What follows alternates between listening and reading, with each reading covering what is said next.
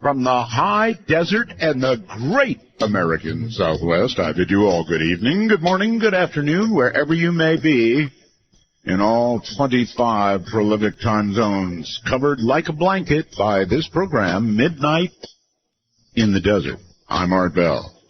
Rules of the road, simple, no bad language on this show, no really bad language, and one call per show. That's the rule. All right, so there's a lot to talk about. It's going to be a very, very busy night, and boy, do I have a guest for you. Jill Heinerth coming up in a little bit on underwater cave exploration. I'm sure Jill's a very nice lady, but I think anybody who goes underwater into a cave system is out of their mind. But, you know, that's just me. We're going to find out all about it. She does amazing things, and I would recommend you to my website for a number of things. But let me begin here because, of course, the Paris attacks. The CIA director says more attacks are likely in the pipeline.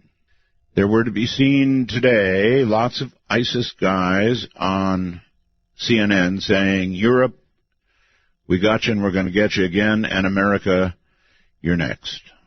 American blood, they say is the best. American blood. Our intelligence agencies are strained. And when they say that, they really mean it. If our intel agencies, if the NSA is strained to keep up with everybody who's here or might be here or has bad plans, then we're in big trouble. Lots of raids in France associated with, and Belgium, associated with a bunch of arrests. They arrested a whole group of even suspected people. So we know the Paris area was shocked by a major terrorist attack Friday night that's being claimed by the neo-caliphate, I like that phrase, terrorist group ISIS. But just hours before the attack was carried out, Facebook removed a key anonymous group responsible for identifying and reporting thousands of social media accounts used by ISIS recruiters. Now let's think about that. Anonymous on our side in the sense that they're exposing groups planning to attack us, right? Now, regardless of what you think about ISIS, their origins, and who is pulling the strings and funding them, one thing is clear. They've been spreading their ideology and recruiting using Facebook and Twitter more than on-the-ground traditional methods. We talked about this last week. The anonymous group Red Cult initiated an operation to counter the ISIS social media presence called hashtag Op ISIS, Operation ISIS. We at Counter Current News, that's where this story came from, have been the primary contact point for Op ISIS from the start, and we continue to be today. That's why our source in the Red Cult told us today that a group calling itself Report ISIS Accounts run by Anonymous was removed by Facebook, and the administrators from the group all banned. The anonymous group Red Cult initiated an operation to counter the ISIS social media presence called, again, Op ISIS, and, you've got to ask why. Why keep Anonymous from doing the job that American and European law enforcement either are unable to do or overstrained or unwilling to do? Exposing accounts used by ISIS to operate and recruit on social media. Facebook has refused to respond to inquiries from Red Cult or from Countercurrent News and several other alternative media outlets who have contacted them directly. Now, Facebook, as you know, has its own terms of service agreement. What I want you to hear is a message that I have on my Facebook, if you can take looking at this masked ISIS face, and I want to play this for you here on the air. The only thing you're missing is video. If you go to my website, you're not going to miss that. It's up there for you right now. But here's what they are saying.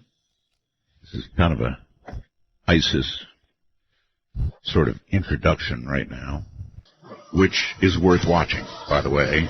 The video you're listening to, available on my website.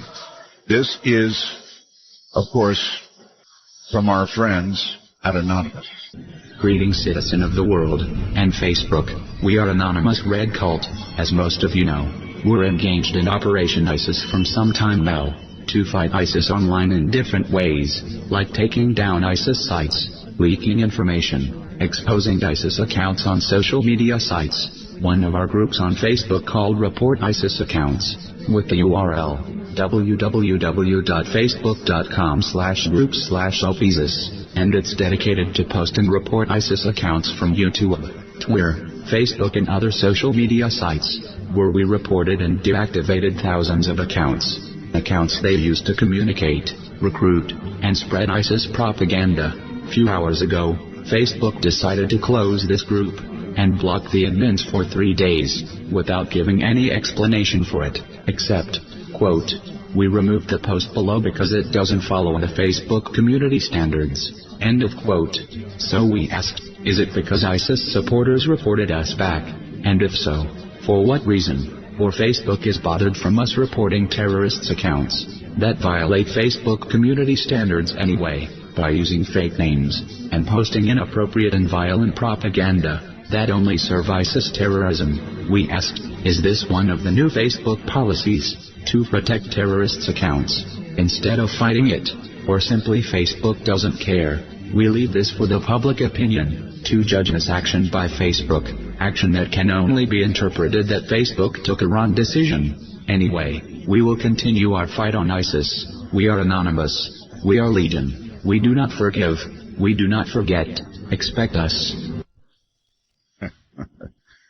So, yeah, there's the audio, and that if that's not enough, trust me, you need to see the video. It's on my website, artbell.com now.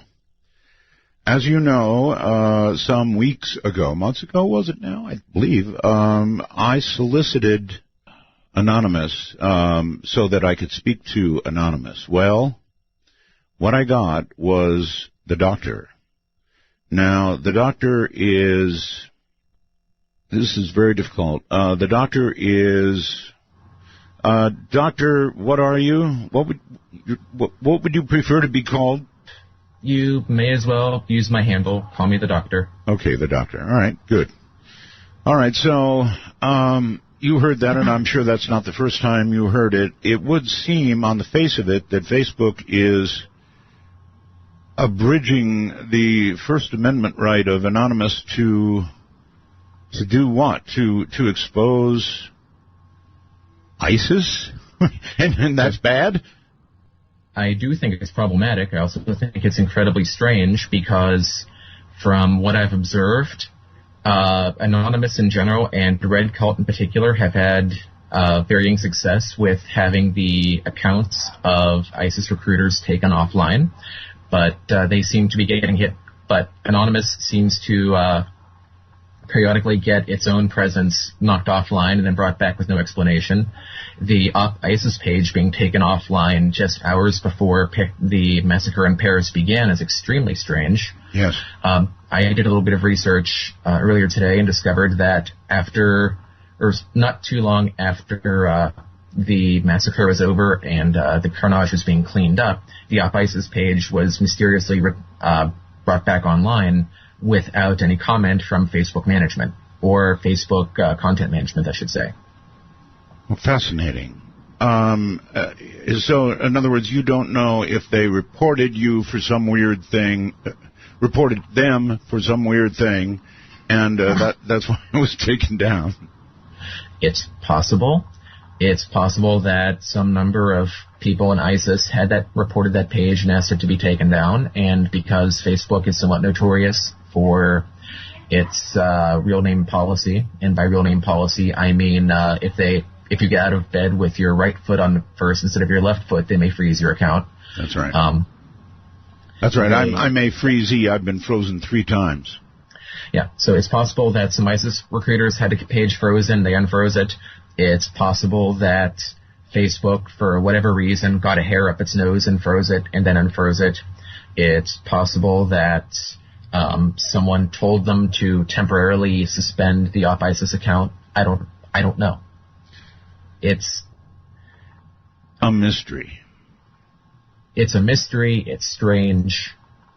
All right. Let me ask you this: is Anonymous getting in a position where it's going to virtually be at war with ISIS?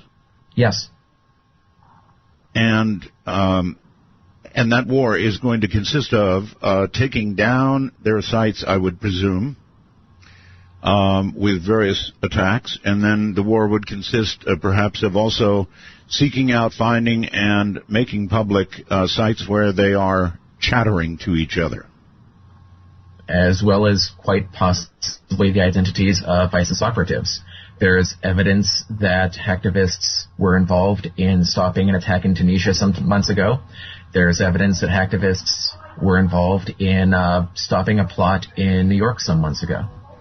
Well, then, why in heaven's name doesn't our government, through some back door, allow information to be shared with them? Is there any of that going on, or can you not comment? I have no idea. My thought is that is not the case, simply because governments tend to not like working with fifth columns, and Anonymous is sort of the ultimate fifth column. So would you imagine that my Facebook account, which I do enjoy, is now in some jeopardy? Do you think it'll remain up there? I don't think it's in any jeopardy. At least not immediately, unless someone decides that they're not an Art Bell fan and decides to hit that little report button. Yeah. Well, I have been signed, sealed, delivered with I believe I had to send a picture ID, and I had to send my driver's license. So they should know who I am, but I guess they could have temporary amnesia.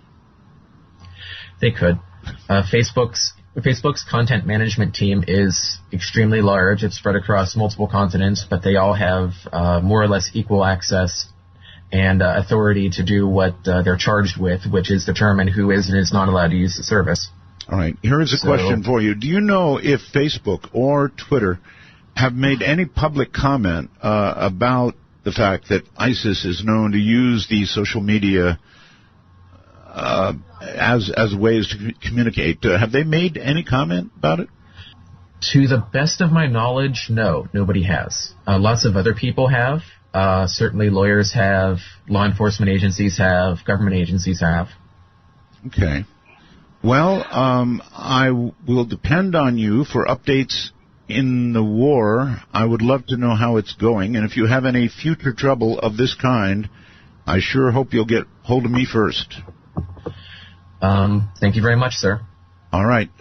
Thank you, Doctor. That is the doctor, and he I think wants to be known just as the doctor, but he is sort of a consultant for us when it comes to matters of Anonymous. Well, all right. Let us move on now. And, Doctor, thank you for calling. Please keep me informed. So there you have it. I mean, that was a statement of war. Anonymous is at war with ISIS. So that's your headline, if you want one. And I wish them well.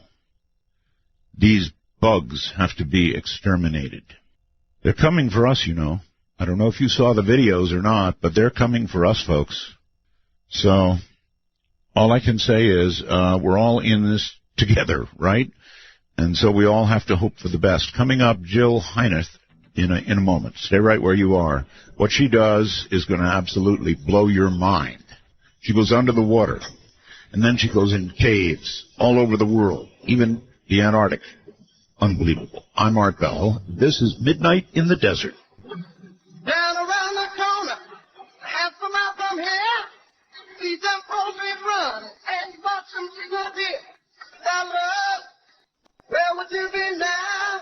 Get my medicine, as the autumn gray of the holy Take a walk on the wild side of midnight.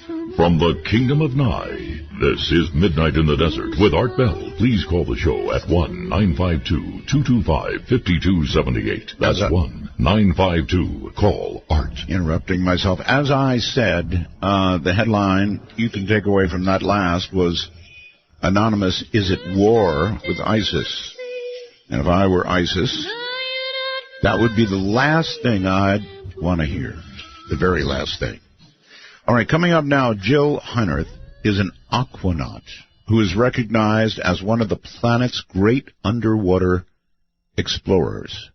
More people have walked on the moon than have been to some of the remote places that Jill has explored here on Earth. An expert in one of the world's most dangerous endeavors, cave diving. Even the words give me a chill. Jill is a photographer, filmmaker, author, and instructor with over 7,000 scuba dives to her credit. Jill wrote, produced, and starred in the PBS documentary series Water's Journey, and has led numerous National Geographic and NOAA expeditions. Jill is a monthly columnist for Diver magazine.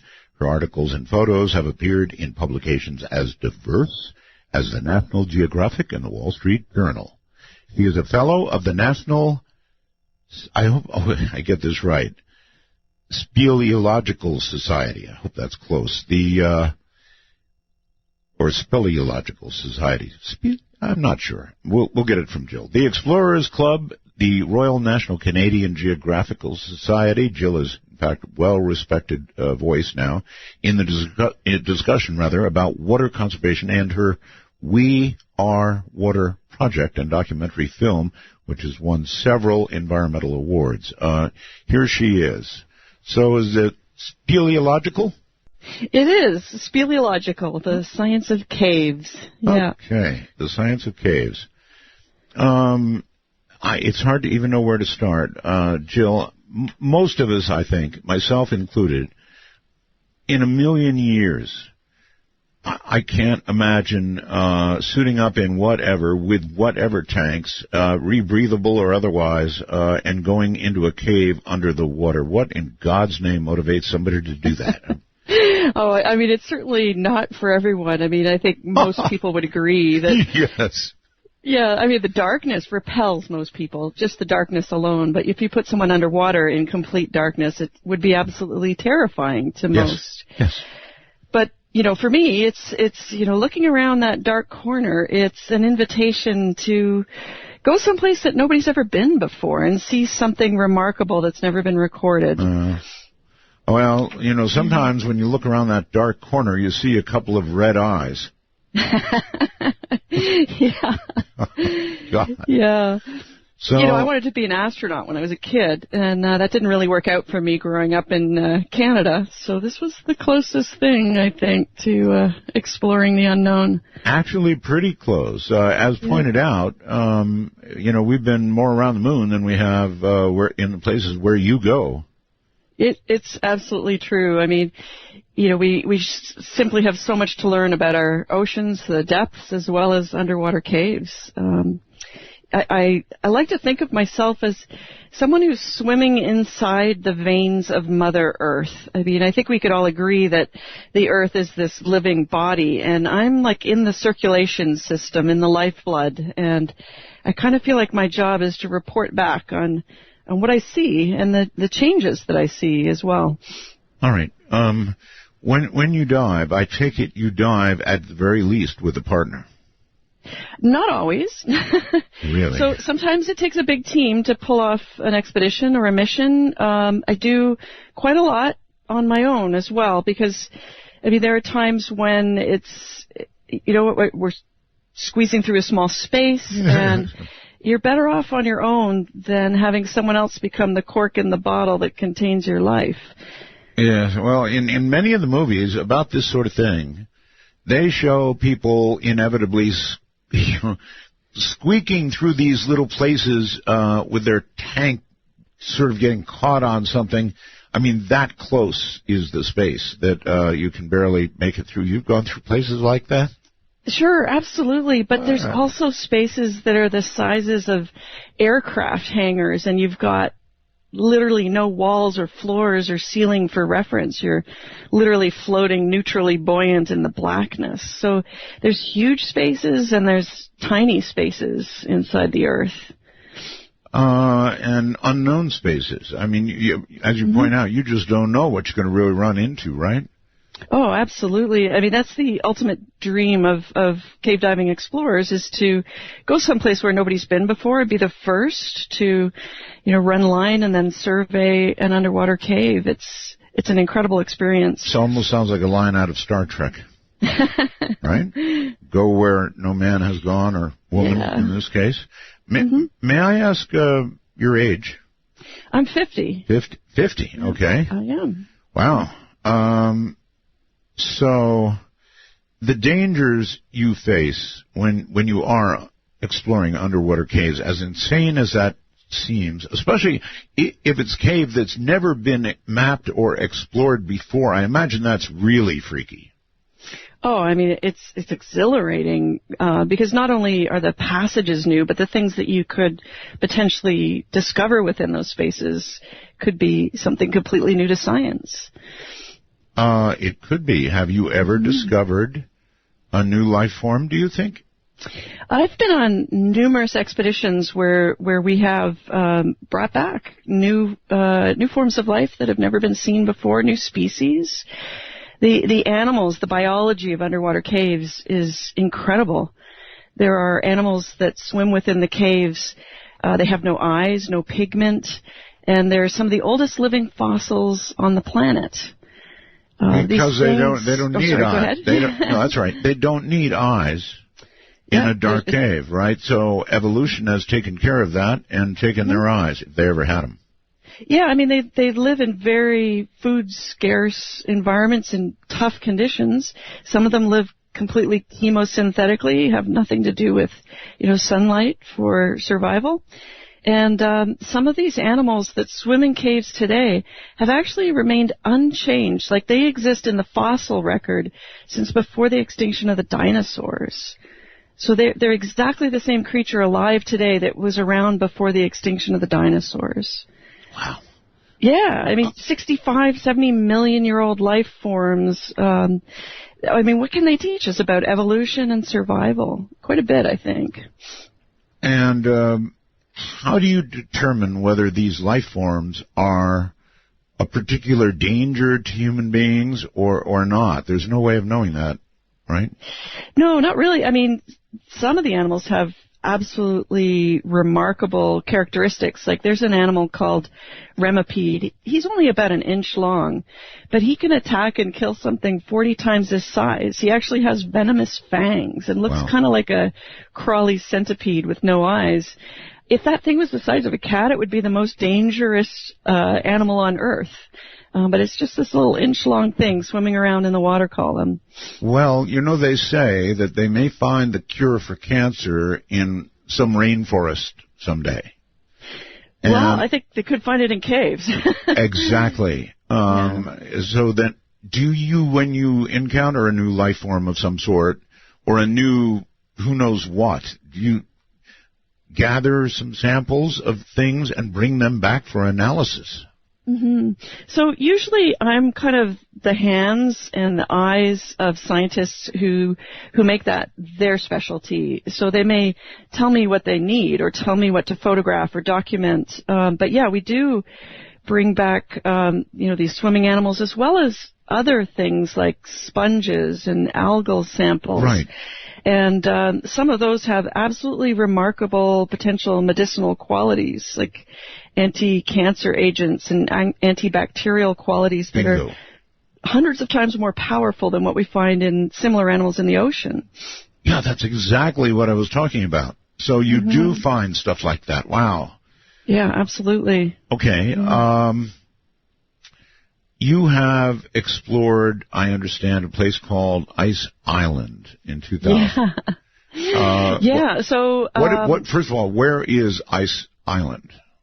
So Antarctica. In the year 2000, my team and I were planning to go to Antarctica to follow in the footsteps of Sir Ernest Shackleton and his early explorations.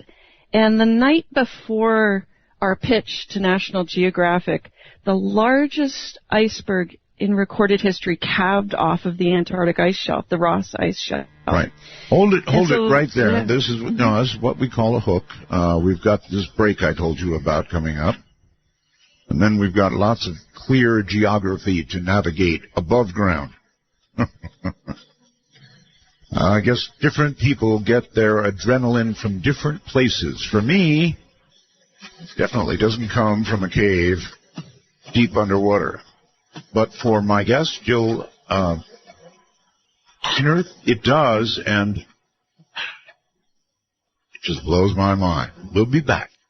There was voodoo in the valley. I was captured by a star, but I could not get you back. Midnight in the Desert doesn't screen calls. We trust you, but remember, the NSA, well, you know. To call the show, please dial 1-952-225-5278. That's 1-952-CALL-ART. By the way, it's cold out there, baby. When I say cold, I mean it's about 39 degrees right now with 20 to 30 mile an hour wind. So on the way over here, it was cold, so cold. Well, all right, back to my guest, and we've got a special one, Jill Heinerth, and she has done incredible stuff. She dives, and she was about to tell us about the Antarctica. That's one place I've wanted to go that I haven't been. I almost booked a $25,000 fee on a Russian icebreaker to get down there, but never did quite take the final step. And, Jill, I can imagine diving. I really can't imagine diving in caves under the water. And it's completely beyond my understanding to go up and dive in caves under the water in the Antarctic. Well, yeah, it was a real interesting project, probably the most interesting and perhaps the most dangerous of my life. The largest iceberg in recorded history calved away from the Ross ice shelf and started floating into the Ross Sea. And it was the size of Jamaica. And literally the night before we were to make a pitch to National Geographic, we completely changed the course of our story concept because we realized the significance that if things the size of Jamaica are breaking off of Antarctica, then, what does that mean? And back in 2000, the words global climate change were pretty fresh in everybody's vocabulary. Yes. I remember that breakaway. It was big news, no question about that. And what I'm curious about is, how did you change your pitch to them? Since it broke off, I'm sure you were thinking there'd be an opportunity to do what? Well, instead of just following the course of Sir Ernest Shackleton from New Zealand south to the Ross Sea, we decided to intercept this iceberg, and we told National Geographic that we were going to climb it, we were going to study the ice edge ecology, and that we were going to go cave diving inside of the actual iceberg itself. Yeah. I wonder how many things they get you to sign before they send you off to do that. For that particular project, I was really in charge of designing the diving technology that we would use, and I wanted to use a device called a rebreather. And when we applied for our permit to the National Science Foundation in order to go to Antarctica, they declined to give us a permit. They declined. Saying that they thought our plan was dangerous. Well, duh. Yeah, of course it was dangerous. Again, let's stop here for a second. Tell me about a rebreather. I'm curious anyway. I understand a tank with oxygen. Sure. So most scuba divers dive with a tank on their back of just breathing air. Right. And every time they exhale, they make bubbles, and they sort of waste the exhaled breath. Right. But a rebreather is just like the same technology you use in a spacesuit. So it's a closed-circuit device, and it captures the exhaled breath, scrubs the carbon dioxide out of it, and then injects a tiny bit of oxygen back into the breathing media so that you're back to the amount that you require for metabolism. Okay. How long does it last, Jill, compared to a similar size tank of breathable air? Well, that's the beauty of the technology, really, because it gives us a range in terms of depth and time that we can't possibly reach with normal scuba. Because a normal scuba tank, the deeper you go, the faster you use it up. But with a rebreather, you could have even as long as, 20 hours underwater with a very small gas supply, as opposed to, 10, 20, 50, even 100 tanks required to do the same dive if it's a deep one. Holy mackerel. That is a gigantic increase in time you can spend in the water, and probably an increase in the danger for spending that much time in the water, I would think, as well. Yeah, well, there's obviously the danger of just the exposure in the environment, but also you're carrying like a life support equipment, a gas mixing station on your back, and you're constantly manipulating the gases that you're breathing. So the deeper you go, the more you have to reduce the oxygen. Okay. The deeper you go, you have to get rid of nitrogen and replace it with helium. And so there's a constant revision of the breathing gas that's occurring to optimize it for your dive. How deep do you go, or can you go? Well, the deepest I've been is just over 450 feet. Holy smokes. Some divers have been, in the range of 1,000 feet on a single person, without support other than their diving apparatus. My ears start popping at the bottom of the deep end. Yeah. I can't imagine 450. Oh, my goodness. When somebody dives, these are just basic things I'm asking now, but if you go down 400 or 450 feet, what's the deal on coming back up? Well, you have a really long time that you have to take to carefully come up in stages. We call that decompression time. Right. And you have to slowly, reacclimate your body and slowly ramp up the oxygen again so that you can rid your body of the inert gases like helium and nitrogen. And if you don't, then you can suffer from decompression illness. It could be a terrible injury or death. Yeah, I hear it's a pretty bad way to die. Yeah, I think that wouldn't be good. Okay, so then one more thing. What would the temperature of the water in the vicinity of the ice island be? Just about 28 degrees Fahrenheit or minus 1.8 Celsius. Good Lord. So, yeah, 1/10 of a degree colder, and it would be frozen solid.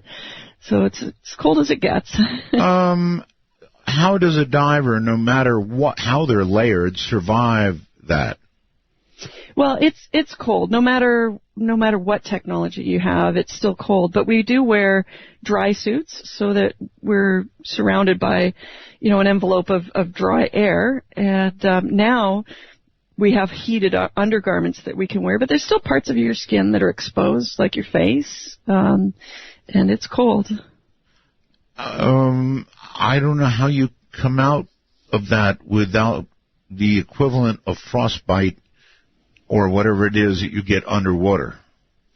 Well, it really is kind of acclimation. I mean, the first time you dive in really cold water is the toughest, but you do kind of get used to it, and you have to be really careful when you get out of the water because you're usually in a significantly colder environment. As soon as you're out of the water, when you're wet, that's when you get frostbite. Yeah.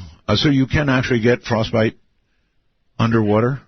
I don't know of anybody that's had it underwater, but you can certainly cause other neuralgias, other issues, damage to your nerves. So then, does the temperature or anything else limit? You've got the rebreather, and I understand that. But are you limited in the amount of time you can spend underwater in those conditions? Oh, absolutely. I mean, there's only so much you can tolerate. Yeah. It's bracing. Bracing. Bracing. Yeah, I bet it is. So how long? Well, I've done just over 3 hours in Antarctica. I've done like 5 hours in Arctic waters. Yikes. They were a tiny bit warmer. Yeah. 1/10 of a degree, you said, from being frozen. Yes. And we're talking here about salt seawater. Yeah. I mean, sometimes when we get into the water in Antarctica, we're actually entering in what's like a slushy, you know. You're kind of pushing chunks of ice and slush out of the way as you dive down. Okay. Before we continue with Ice Island, and we're going to, I'm really curious. You're 50 now. When did you get started with this, and how did you get started? Well, you know, I was kind of a late bloomer in a way. I've always loved the water, and as a kid, I was inspired by Jacques Cousteau and even watching, you know, Apollo, you know, lunar rovers and things like that. And, right. And I always wanted to do it, but I didn't start until I was in university. So, you know, a lot of people started earlier. You can start as young as 12, but I guess I was a late bloomer. I think I was 22 or 23 when I started. So, nevertheless, at this age, you've got a lot of experience behind you. Yeah, this has been my full-time career, so it's all I do. So, small dives, I presume, at first in your 20s, and then when did you begin to get interested in going into caves? Because that seems like, I don't know, a logarithmically greater danger. Well, you know, I always liked the environment of dry caves, and I would say, you know, even as a kid, I liked being in small, cozy spaces, and so I don't have an ounce of claustrophobia. Obviously. But pretty well, I mean, really on my fourth dive, I had a peek into an underwater cavern environment, and I went, oh, this is something remarkable. And I moved very quickly to increase my skills and background and find a way to make it my full-time career. I interviewed a very good friend years ago. Bonnie was her name, and she explored caves, but above Earth. Yeah, I remember listening to your Earth. interviews with Bonnie Crystal. Really, you heard Bonnie? Oh, yeah, absolutely. Okay, so you do what she does, only underwater. Only underwater. Are caves underwater, this would be a silly question, I guess, are they markedly different than caves above water? Well, you know, a little bit. You'll kind of laugh at this, but I'm actually more comfortable underwater in a cave than dry in a cave. Because in a way, when a cave is filled with water, it's likely to be more stable than one that's just air-filled. So less likely to collapse. You know, I was about to ask about stalactites and mites, but I'm looking at a photograph here that you supplied. Is that you, by the way? So, yeah, I supplied a couple. There's one with some giant formations. Oh, my God. What are those? So I shot that photo. That's in Bermuda. Giant stalagmites. Yeah. Yeah, they're big, all right. Holy moly. You know, what's fascinating about those, obviously that was formed when the cave was dry. So, you know, water soaks down through the ground and drips from the ceiling and just literally takes one drop of calcite at a time to make those giant mounds. Right. And I've worked with paleoclimatologists and physicists who take these giant stalagmites and they cut them and look at them like rings of a tree.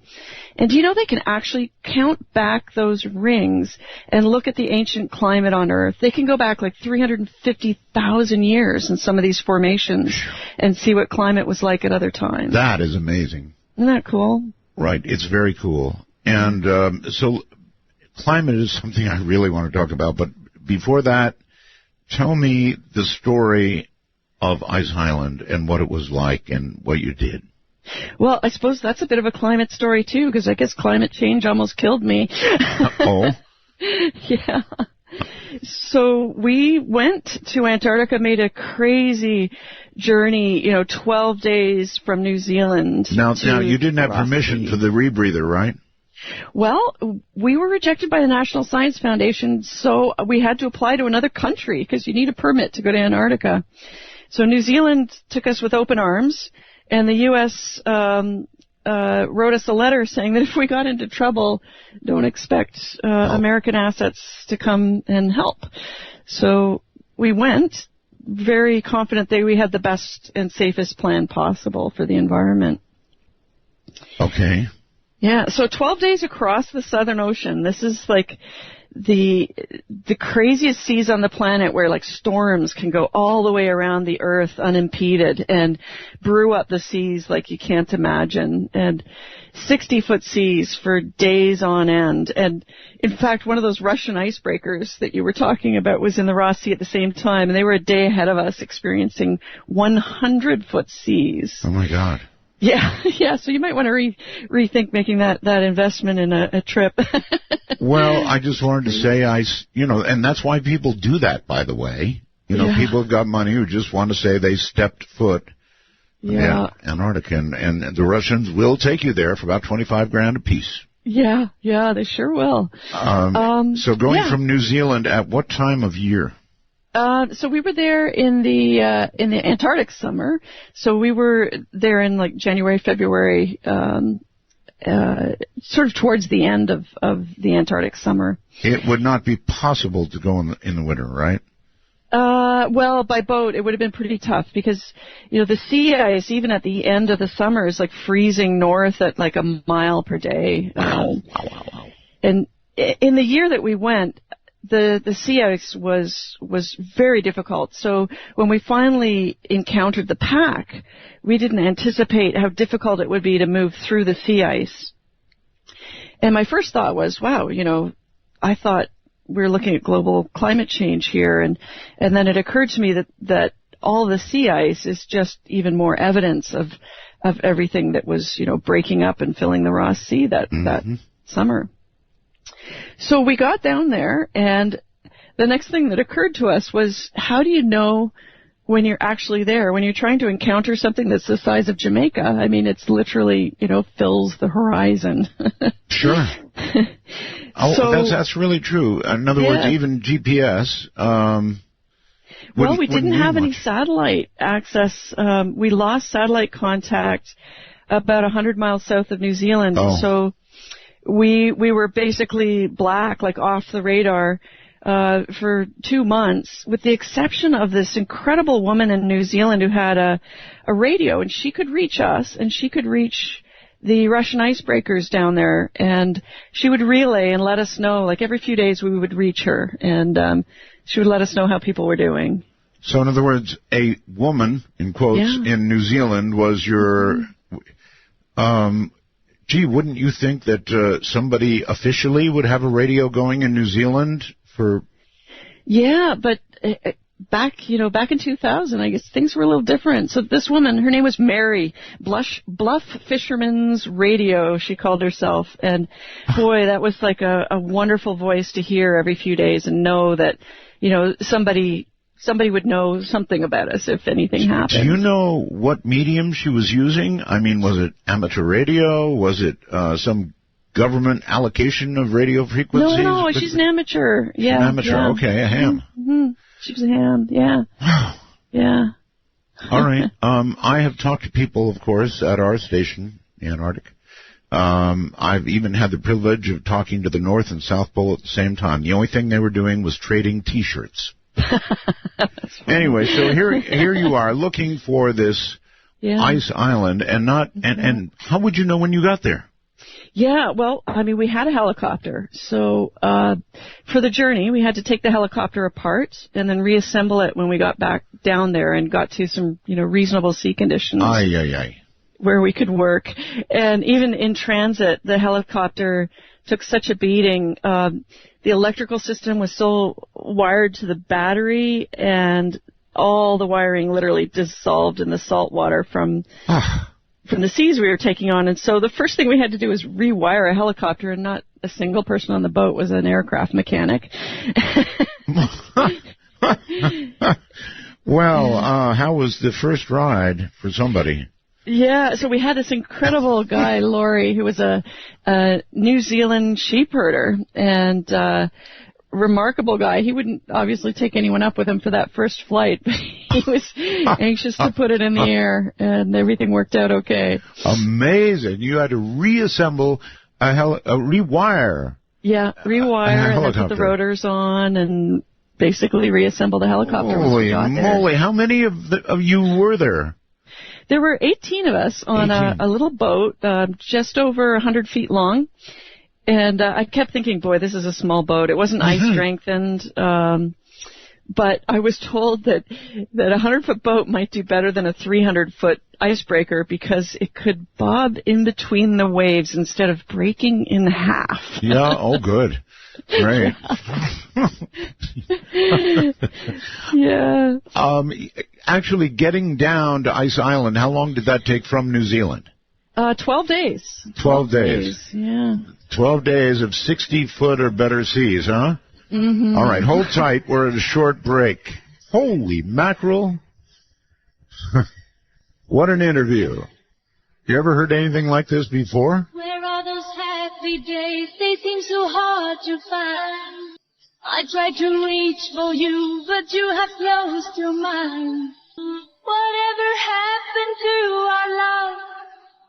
I wish Take a walk on the wild side of midnight. From the Kingdom of Nye, this is Midnight in the Desert with Art Bell. Please call the show at 1-952-225-5278. At 1-952. Art. Little stumble there. Jill Heinerth is my guest, and she is a diver, a underwater cave diver, and she did underwater cave diving on a place called Ice Island. Now, this was a giant state-sized piece that calved off the Ross Ice Shelf, and she was in water that was 1/10 of a degree from freezing. That would be the freezing temperature of salt water. Unbelievable. So I've been in a cruise ship, Jill, when there were I think 30-foot waves, and the crew was getting sick. You could walk down the aisles. Everybody was in their room tossing their cookies. So how in the world, how did your team do? Let me ask that. Going down with 60-foot to up to 100-foot waves, I can't even imagine. No, it's terrifying, really. I mean, we had some crises where, fuel tanks that were lashed to the deck broke free and were sliding around, and you're submarining off of every wave. It's terrifying. Yeah. Did most of the crew manage not to get seasick? They'd done it before? Oh, no, everybody got sick. Yeah, there's no way around it. Everybody got sick and everybody got injured. Yeah, you can't even go to the bathroom without getting injured. Let's not even talk about that. But yes, I have a clear picture in my mind that won't go away now. So, Ice Island. Okay, there's a lady on the radio, ham operator. How does that help you know when you've arrived where you want to be? Well, she was able to communicate with some of the other Russian icebreakers down there and was able to give us their position and what they were seeing. And with that and the helicopter, we sort of slowly moved our way through the pack. We got stuck in the pack for a couple of days, completely sealed around with sea ice. Wow.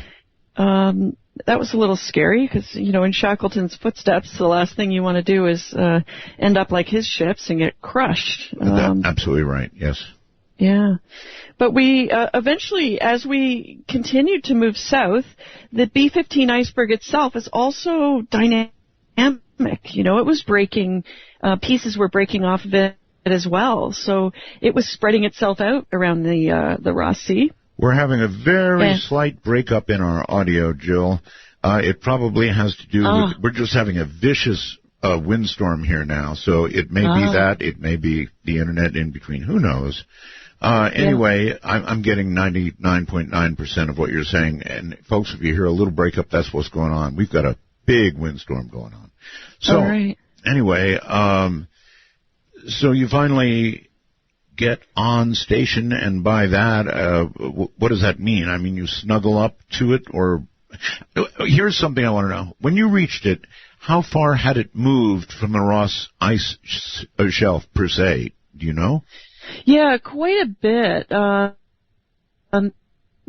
So as it was breaking up, at times we were even anchoring ourselves to pieces of it and moving with it. And, you could move, even 20 or 30 miles in the course of a day, and not feeling like you're moving at all because you're moving with the ice. That's right. So very dynamic. But we finally decided to conduct our biggest cave dive in a piece of it that had ripped up on the seafloor and gotten stuck near a place called Cape Hallett, right, which is actually the first place where people wintered in Antarctica and spent a whole year.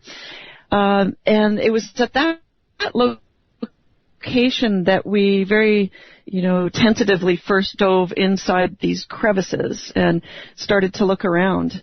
And in this first big cave dive, my partner and I went in through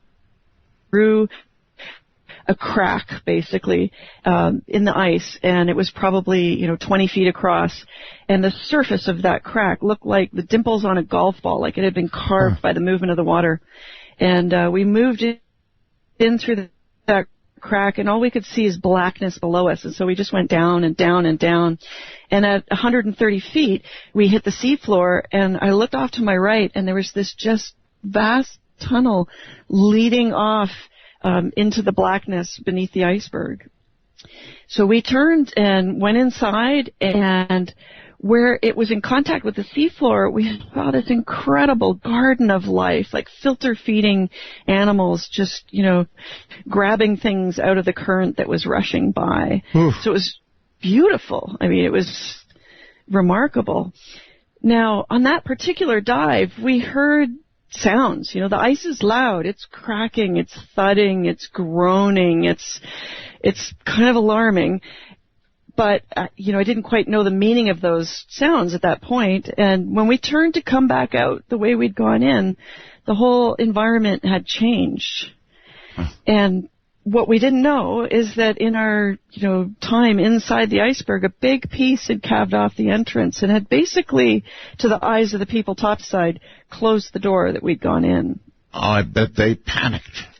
Yeah, they did, because at that point they realized that there was nobody left on the expedition who was prepared to rescue us, or nothing they could do. There was was there any communication line between you and those above?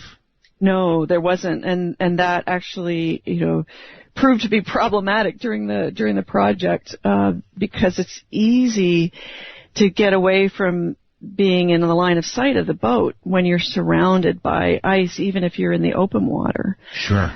Yeah. So when we came back, the doorway had basically closed, and we had to find a new route out of the iceberg. And when we surfaced, they were shocked. They literally had thought that we had been crushed in that calving. Holy mackerel! But there's no rules when something hasn't been done before, and so you're learning on the fly. And what sounds really crazy to someone outside of the situation, it seemed, sensible at the time. Every day we learned a little something more, and we revised our plan. And sure, we were taking risks, but we were doing it on the best information that we had at the time. How long were you down at that point? On that dive, it was probably only about 2 hours in the water, but it was long enough. It was pretty cold. Well, I've certainly heard icebergs calve in Alaska, and it sounds like a gunshot going off. Or a loud kaboom. And I can't imagine what it sounds like underwater. It reverberates like in your chest. You can feel it, in your sternum, just as something like that breaks. Really?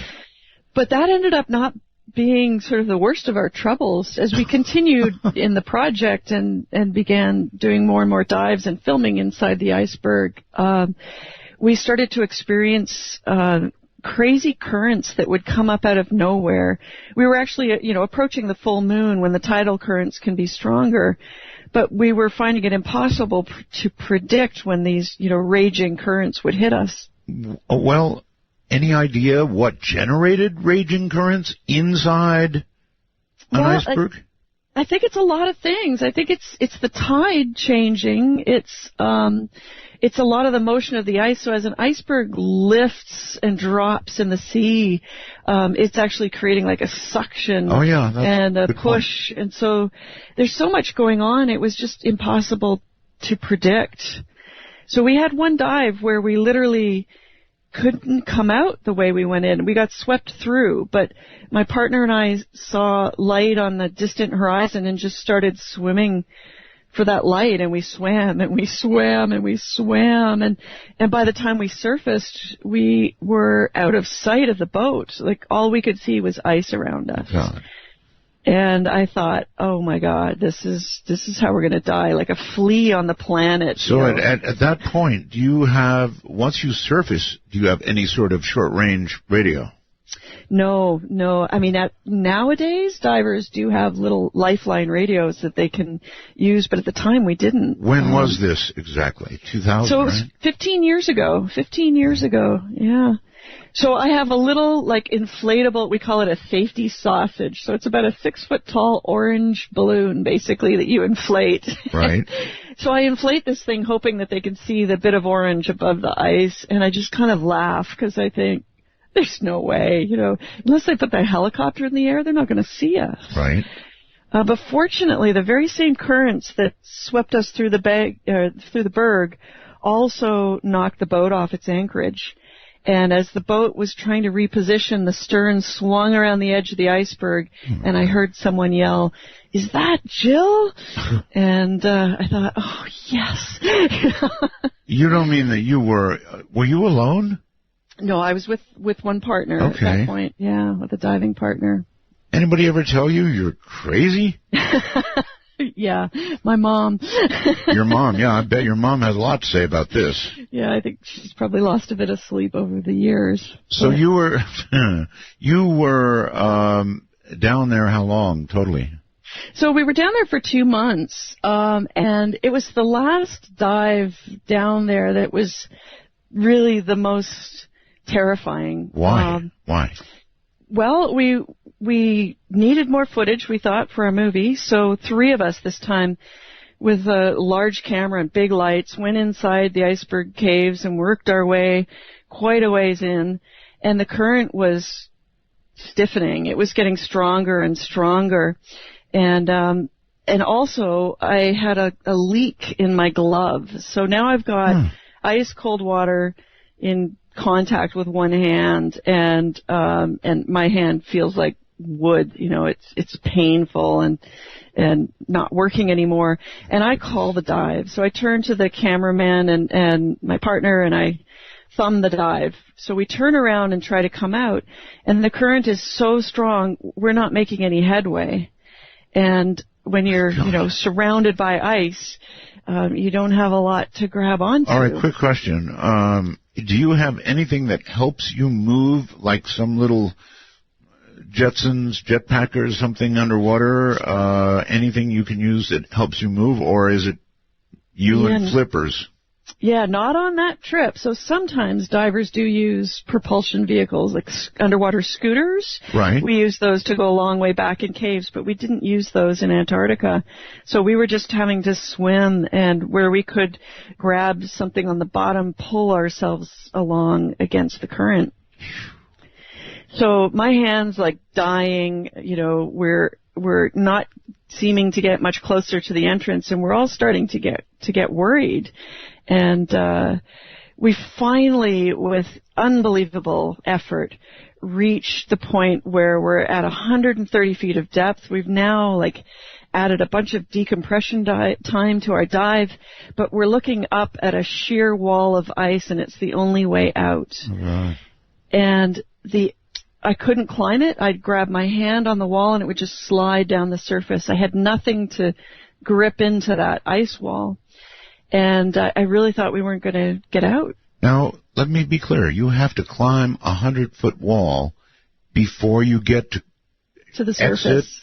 Exit, or to the surface, okay. Yeah. Mm-hmm. And that wall was part of Ice Island? Yeah, all solid ice around us, yeah. Oh, God. So we're coming up this crevasse of ice, basically. Right. I've got it. Yeah. I needed that picture in my head, and it's not a good one. So if you can't grab on and you can't pull yourself up, right. Is there a way to add buoyancy? Well, no, you can't come up quickly. So right. And even when we tried to add buoyancy, the current was pressing down on us, trying to keep us down. Right. Now, I had been observing these really cool little fish about the size of your thumb. They're called ice fish. Yes. And they're clear. You can actually see the insides of their, gut. And they have some sort of an antifreeze component to their bloodstream. And they occupy these holes in the ice when they're trying to hide from the current. And I had noticed this on other dives. So my solution for getting up that ice wall was to evict the ice fish and jam my fingers into their burrows and use those like handholds so that we could pull ourselves up. Oh, my God. So the way they dig these holes is with this, what you call antifreeze in their system. Yeah. So, that's what keeps them from freezing solid. And I think they basically chew their own little burrow into the ice so that they can hide. That's unbelievable. So you finally made it to the surface. But I got out of the water, and the first words to the chief science officer were, "The cave tried to keep us today." And we sat down and took our equipment off, but we decided we needed one last bit of footage. And we decided that we would prepare our gear, have a meal, and we would post a watch on the deck, a watch that could tell us when the current finally lessened. So we sat down to a meal, and I heard screams on the deck. There was no doubt that something terrifying was happening. Yeah. So we dropped our meals, we ran up on deck, and the entire face of the ice that we were just inside was exploding and crumbling and calving and throwing up this huge wave towards us.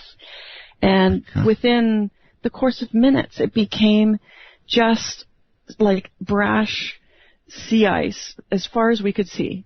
So the iceberg that we were just inside exploded. Exploded? Yeah. How does that happen? Well, if you think about like an ice cube that you drop into a drink on a hot summer day, right. You know how it cracks and falls apart sometimes? Sure. Probably what happened in this Antarctic summer is that during the day, as things warmed up and the cracks had meltwater dripping through them, in the evenings they would freeze again and stress that giant ice cube we were inside. And eventually the current and the cracks and the stress and all of it was just more than this piece we were inside could bear, and it fell apart. What would happen if you had been down near it when it went? I have no doubt that we would have been killed, crushed. We wouldn't have made it. So you were taking film for, what kind of film? I presume high definition, really cool stuff. Yeah, we had actually one of the first real, HD cameras from Sony on that trip. It was like, camera number 6. And so, yeah, we were shooting still photos as well as HD for documentary film and a National Geographic article. All right. That's a long time ago. What became of Ice Island, the piece that broke off? Where is it? Does it still exist? Yeah, so pieces of Ice Island of the B-15 iceberg survived for a long time. Like, the average age of these big, huge megabergs is usually about 7 years before they all completely break up. Right. But through satellite imagery, they're able to track them for years and years and years. And I think, there's probably still little chunks of it floating around, but the bulk of it is gone now, part of the ocean. Yeah. Huh. So what an unusual, once-in-a-lifetime opportunity. I bet you had to sell hard for that one. Yeah. It was amazing. We all came home, and it was just surreal coming back from that whole experience. We didn't even really understand the magnitude of what had just happened and what we'd witnessed. When you got down inside this ice island, what was in there? Was there an in there, as it were? Yeah, so, imagine that this used to be part of the Ross Ice Shelf, so, Right. part of the whole continent of Antarctica. So, really, as you're diving down, you're diving back through history, through, layers and layers and layers of snow that's been compacted into ice. Right. So sometimes the layers are, thinner or whiter, less compact, and at other times it's like as clear as glass, and you can see things in the ice, like dirt and even, organisms and things that are frozen in that matrix. So it's the same stuff that, people core, and yet we were able to swim down through it. Did you ever see any bizarre, I know it sounds like a science fiction movie, but any bizarre creatures in the ice itself? So in the spots where the iceberg had tripped up on the ocean floor and we had contact with the ocean floor, it was full of life. Like we had these amphipods, kind of like giant cockroaches about the size of your hand. Literally thousands of mating pairs of them swimming around us, like raining off the ceiling and bouncing off of us. It was wonderful. Yeah, horror show kind of material. Yeah, what you're describing is an absolute horror show, and I wouldn't even need those creatures for it to be one. Yeah. But because the current's ripping through all of these cracks and crevices, then that's bringing food to, organisms that can live in these strange places. What's it like going someplace like that I presume man has never been before? Oh, I mean, unbelievably exhilarating. I'm not a scientist. I'm actually an artist. But I get to do this sort of, citizen science, advanced degree in curiosity. Yes. And so it's wonderful to come back from these sorts of experiences and sit down with the scientists and tell them what we've seen. And we can throw out all kinds of wild, imaginative suppositions, and they're kind of like, wow, you can't say that. But 10 years later, you'll see papers written on it. Yes. Are most of the scientists easy to work with? Because I've noticed that some science people are not tolerant of other folks.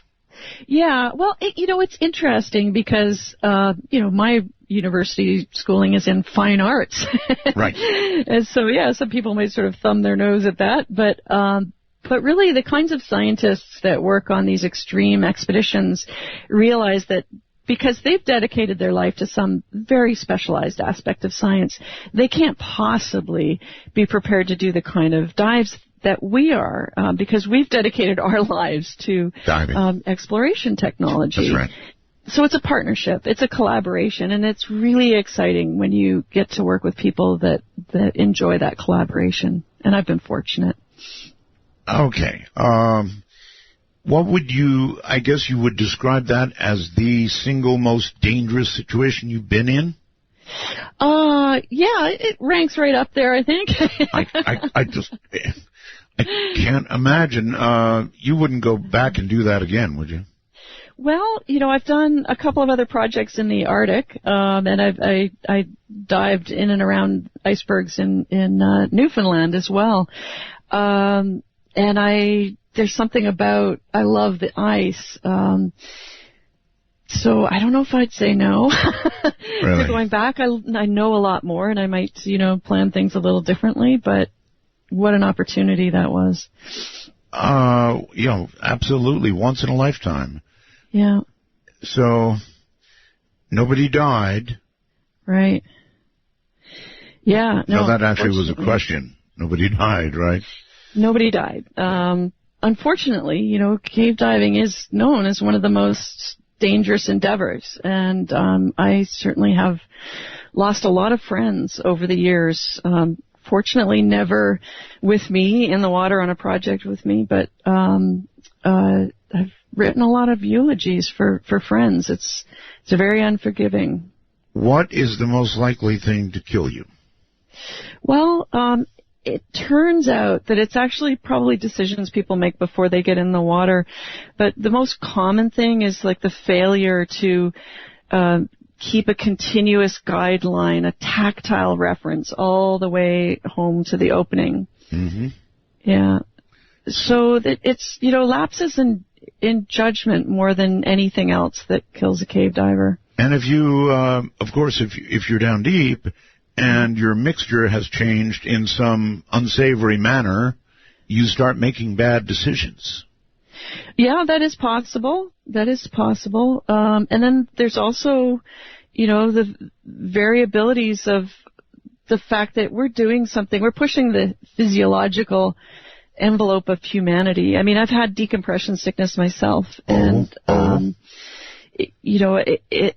we're just pushing the envelope. So there's always a crapshoot where that's involved. As painful as they say. Yes, I found it to be incredibly painful. Interestingly enough, not at the moment that I got bent, but after my first real treatment, I felt the most pain from it. Yeah. If you're down 400 feet, then how slowly do you have to come up, Jill? Well, in some cases, hours. It depends on how long you stay down.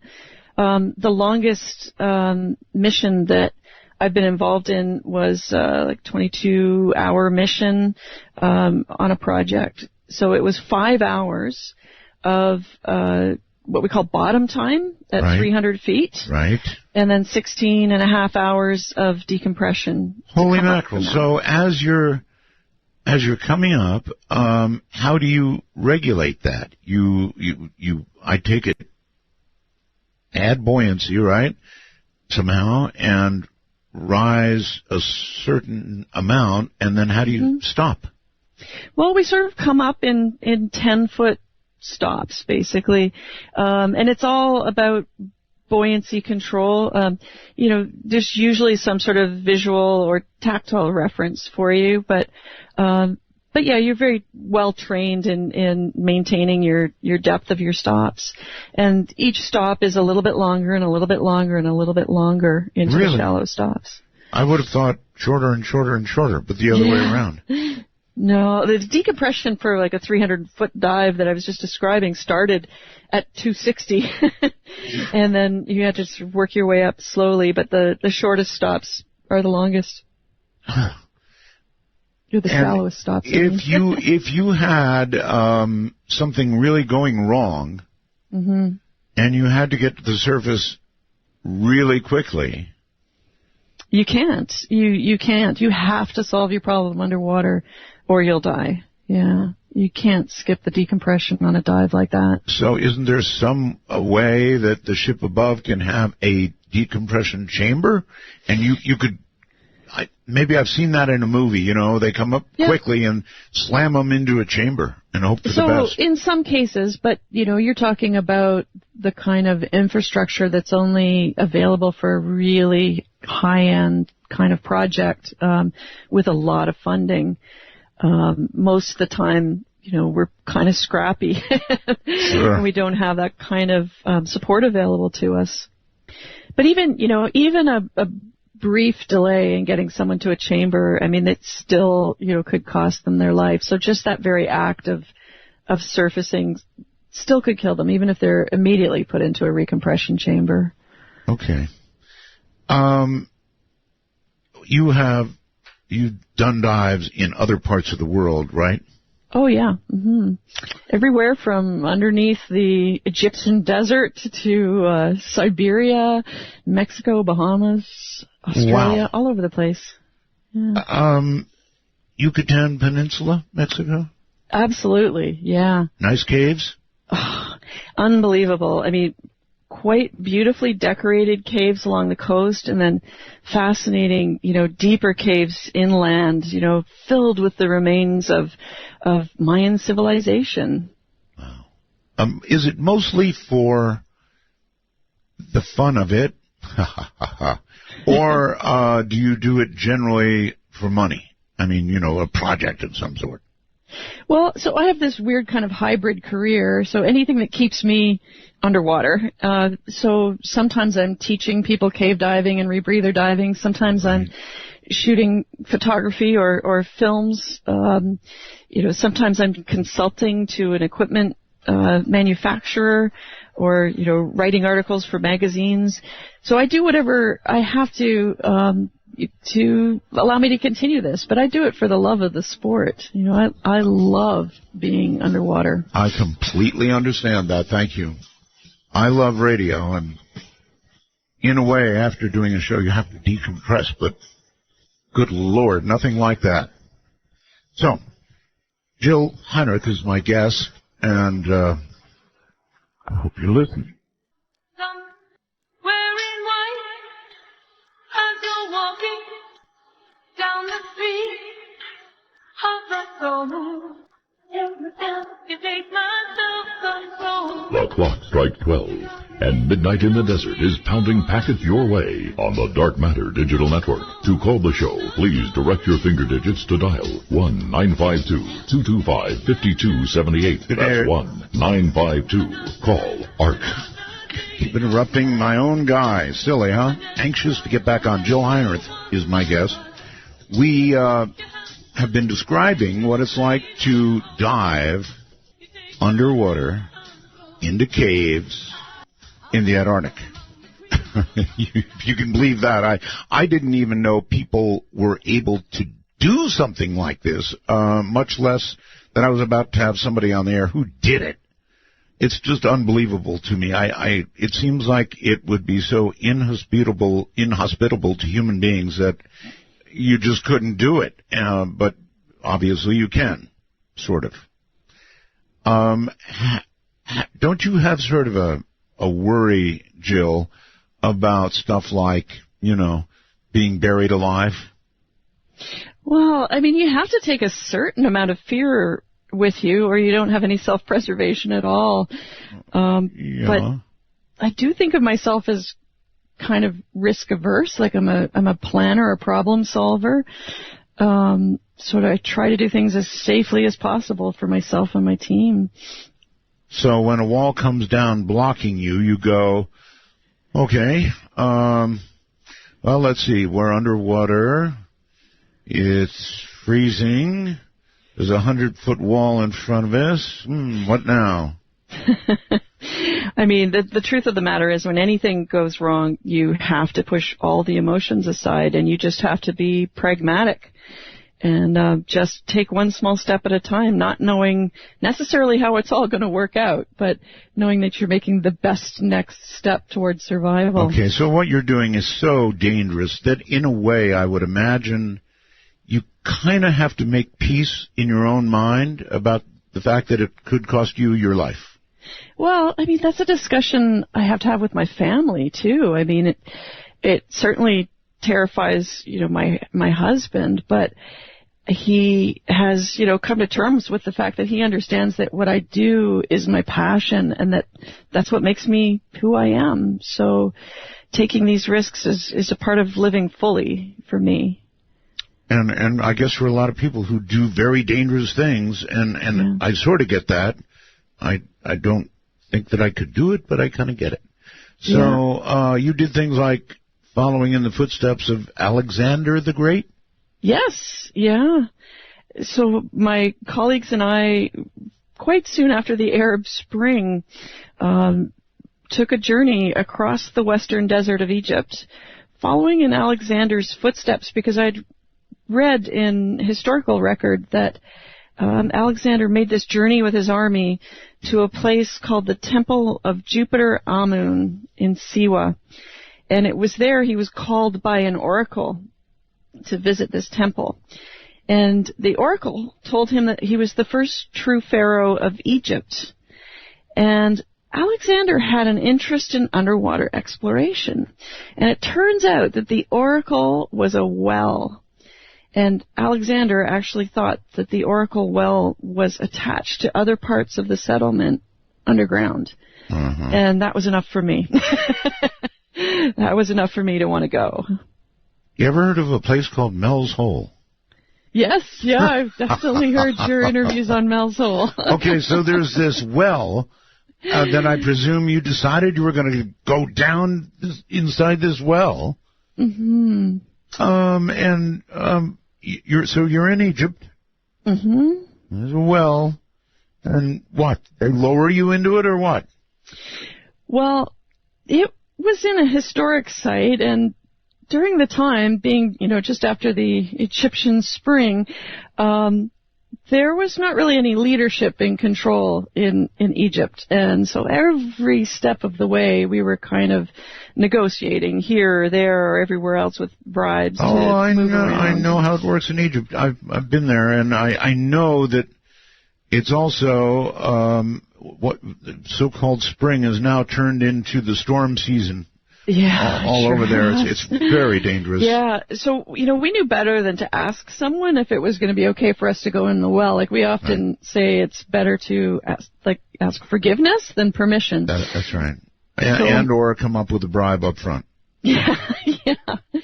So my friend and I very quickly shimmied down this well shaft. Shimmied? Yeah. Yeah, so, climb down. You mean like one foot on one side and one foot on the other and slowly going down, or what? Yeah, we did. Where was the water level? Well, it turns out that the whole bottom of the well was filled with rubble and water, so we couldn't dive in it. So I thought, I'm disappointed, but as everybody knows, there's oases all over places like this, places where palm trees are growing beside ponds. Right.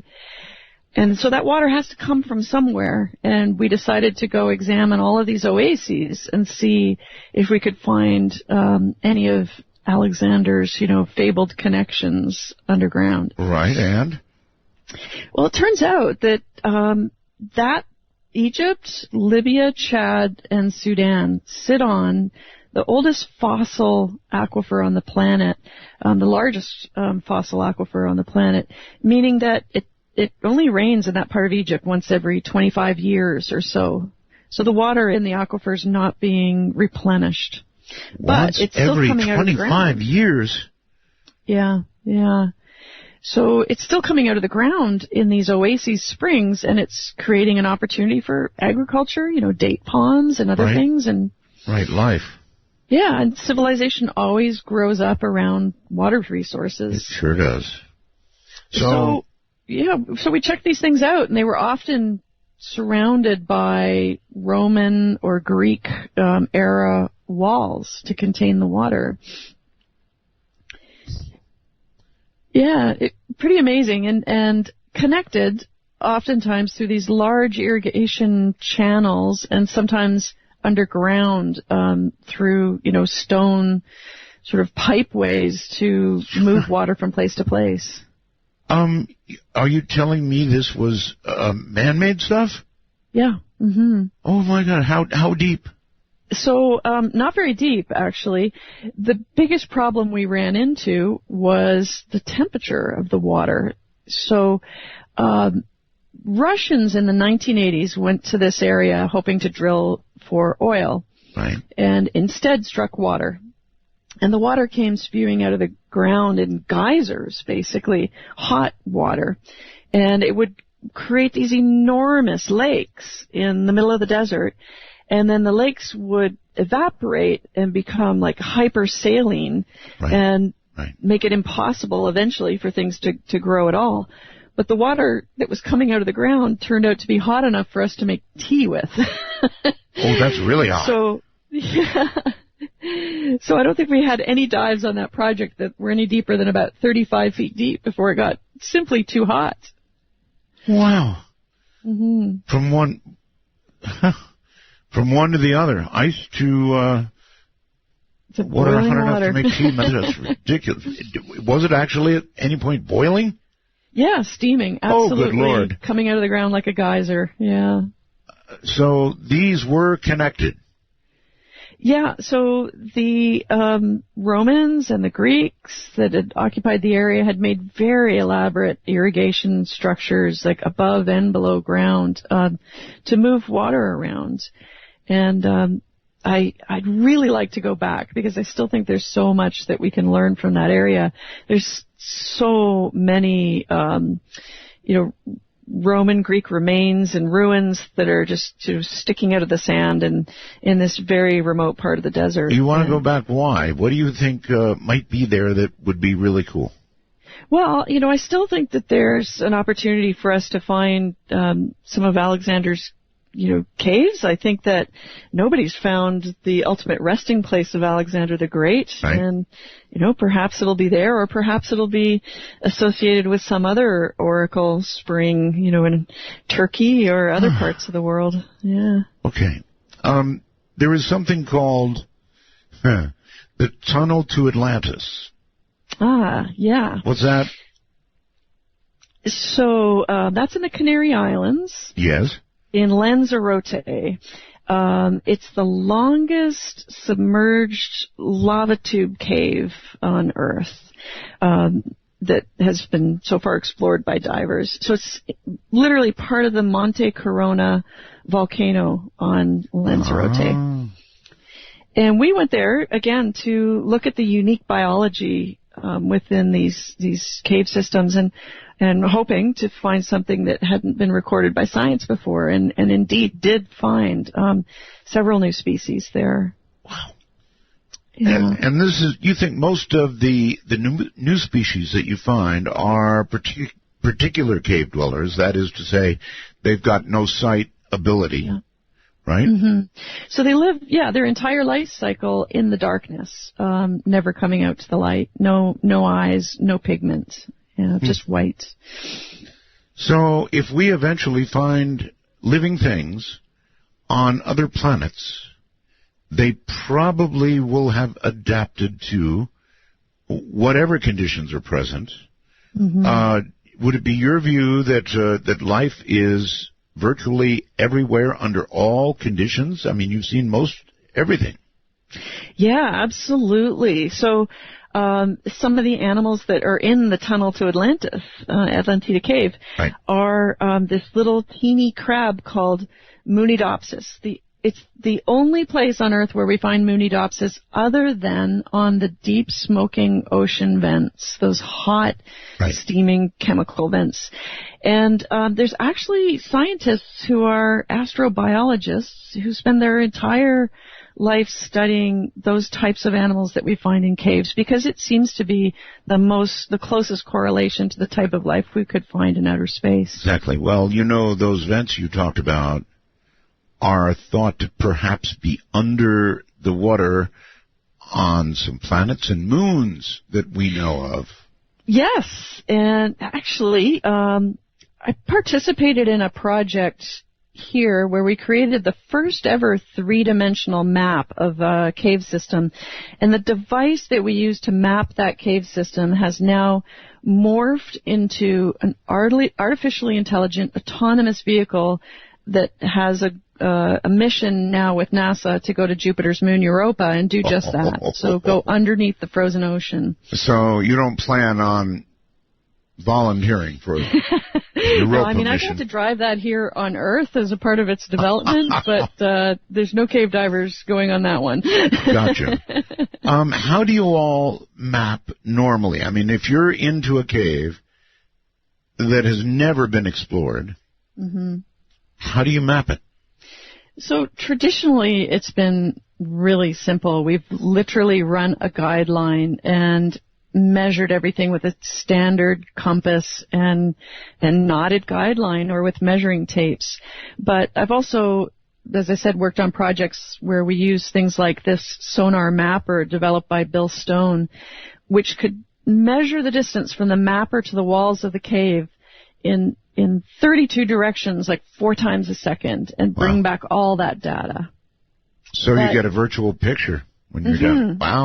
And nowadays, the technology is amazing. We can do 360-degree filming and create basically virtual reality environments and high-resolution three-dimensional models of artifacts that could be printed or, shared digitally for scientists to look at too, with unforeseen accuracy, unbelievable accuracy. So your job, you're mainly a diver. You're not a scientist, but you do take scientists to these places. So how do they normally approach you? Take the Ice Island dive, for example. How were you first approached by that? Well, for that? I mean, does somebody come and say, oh, look, we have this idea.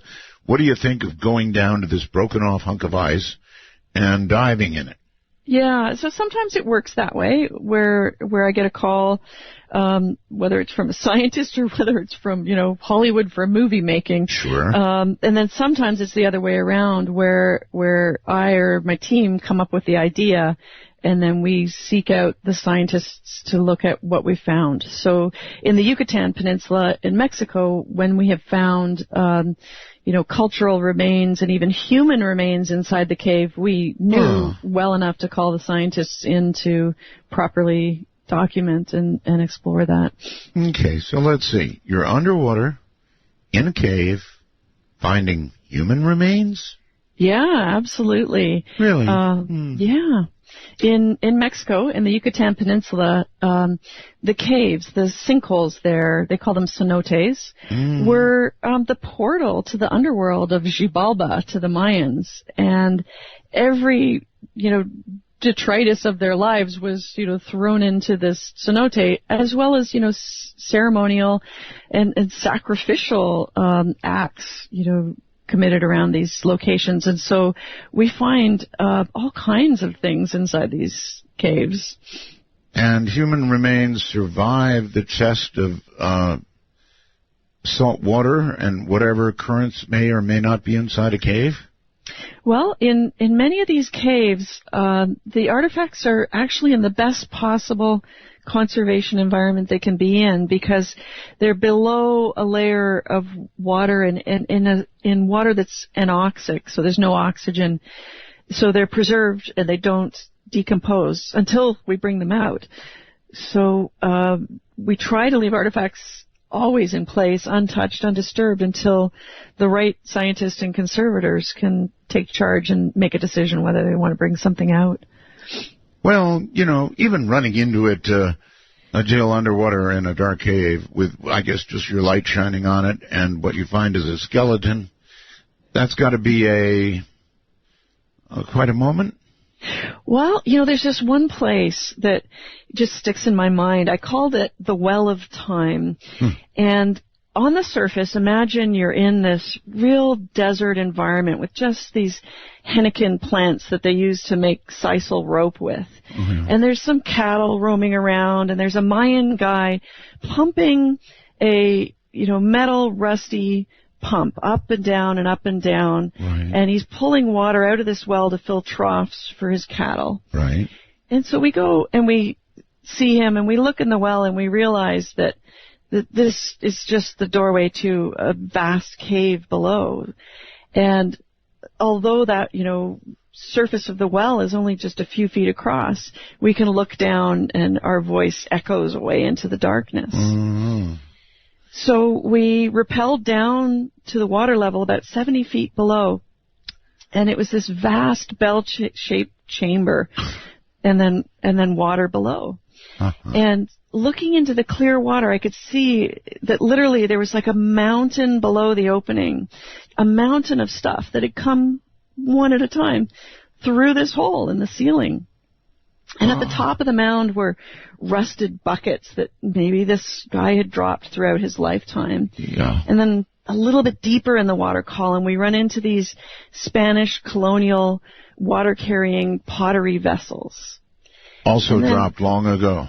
Yeah, yeah. And then a little bit deeper, yes, it looks like it's cracked, dry earth, like mud, except that it's underwater, but it's still cracked, the way it does when something dries up.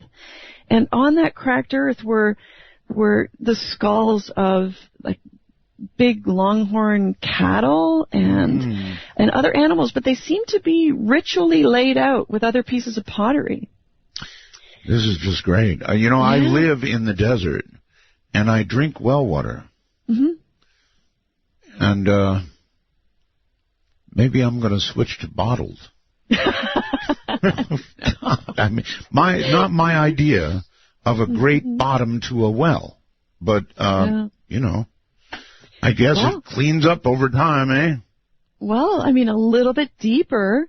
We went further down in the water column, and there were human skulls. Oh, God.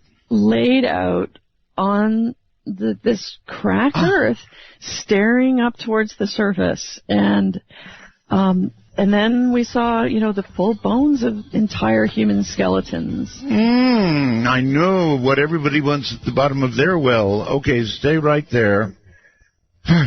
Thankfully, we're at a break point. Won't be a long one, though. We'll be right back.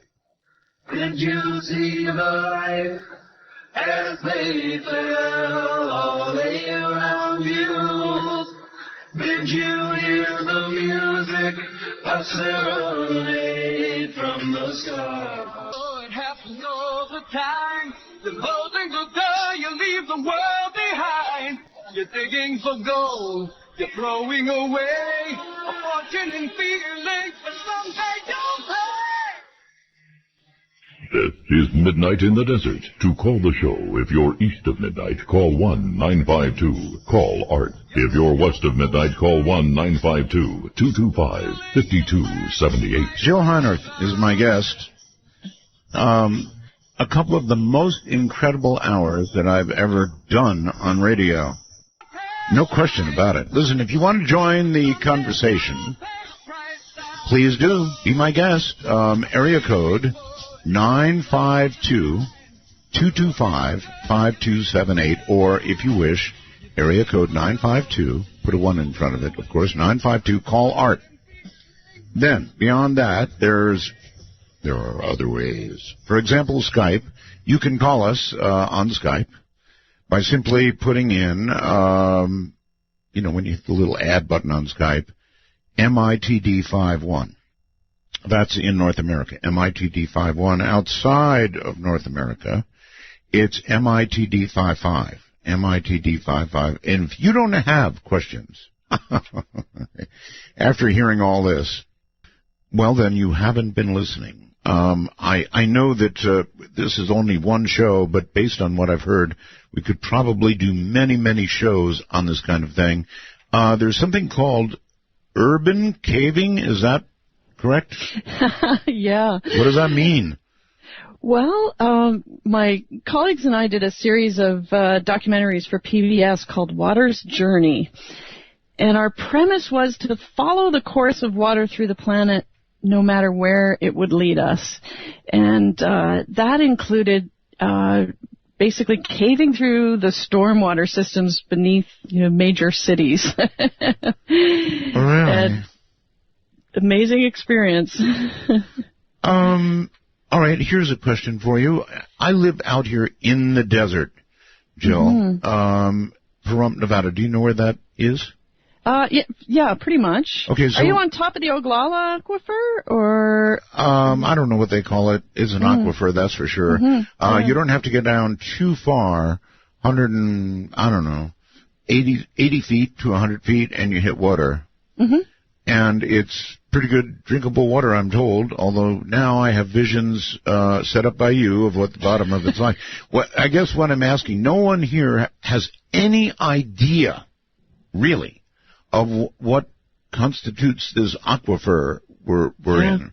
Yeah. I know that there have been people who have done some diving not far away into this pupfish area. Have you heard about that? Yeah, absolutely.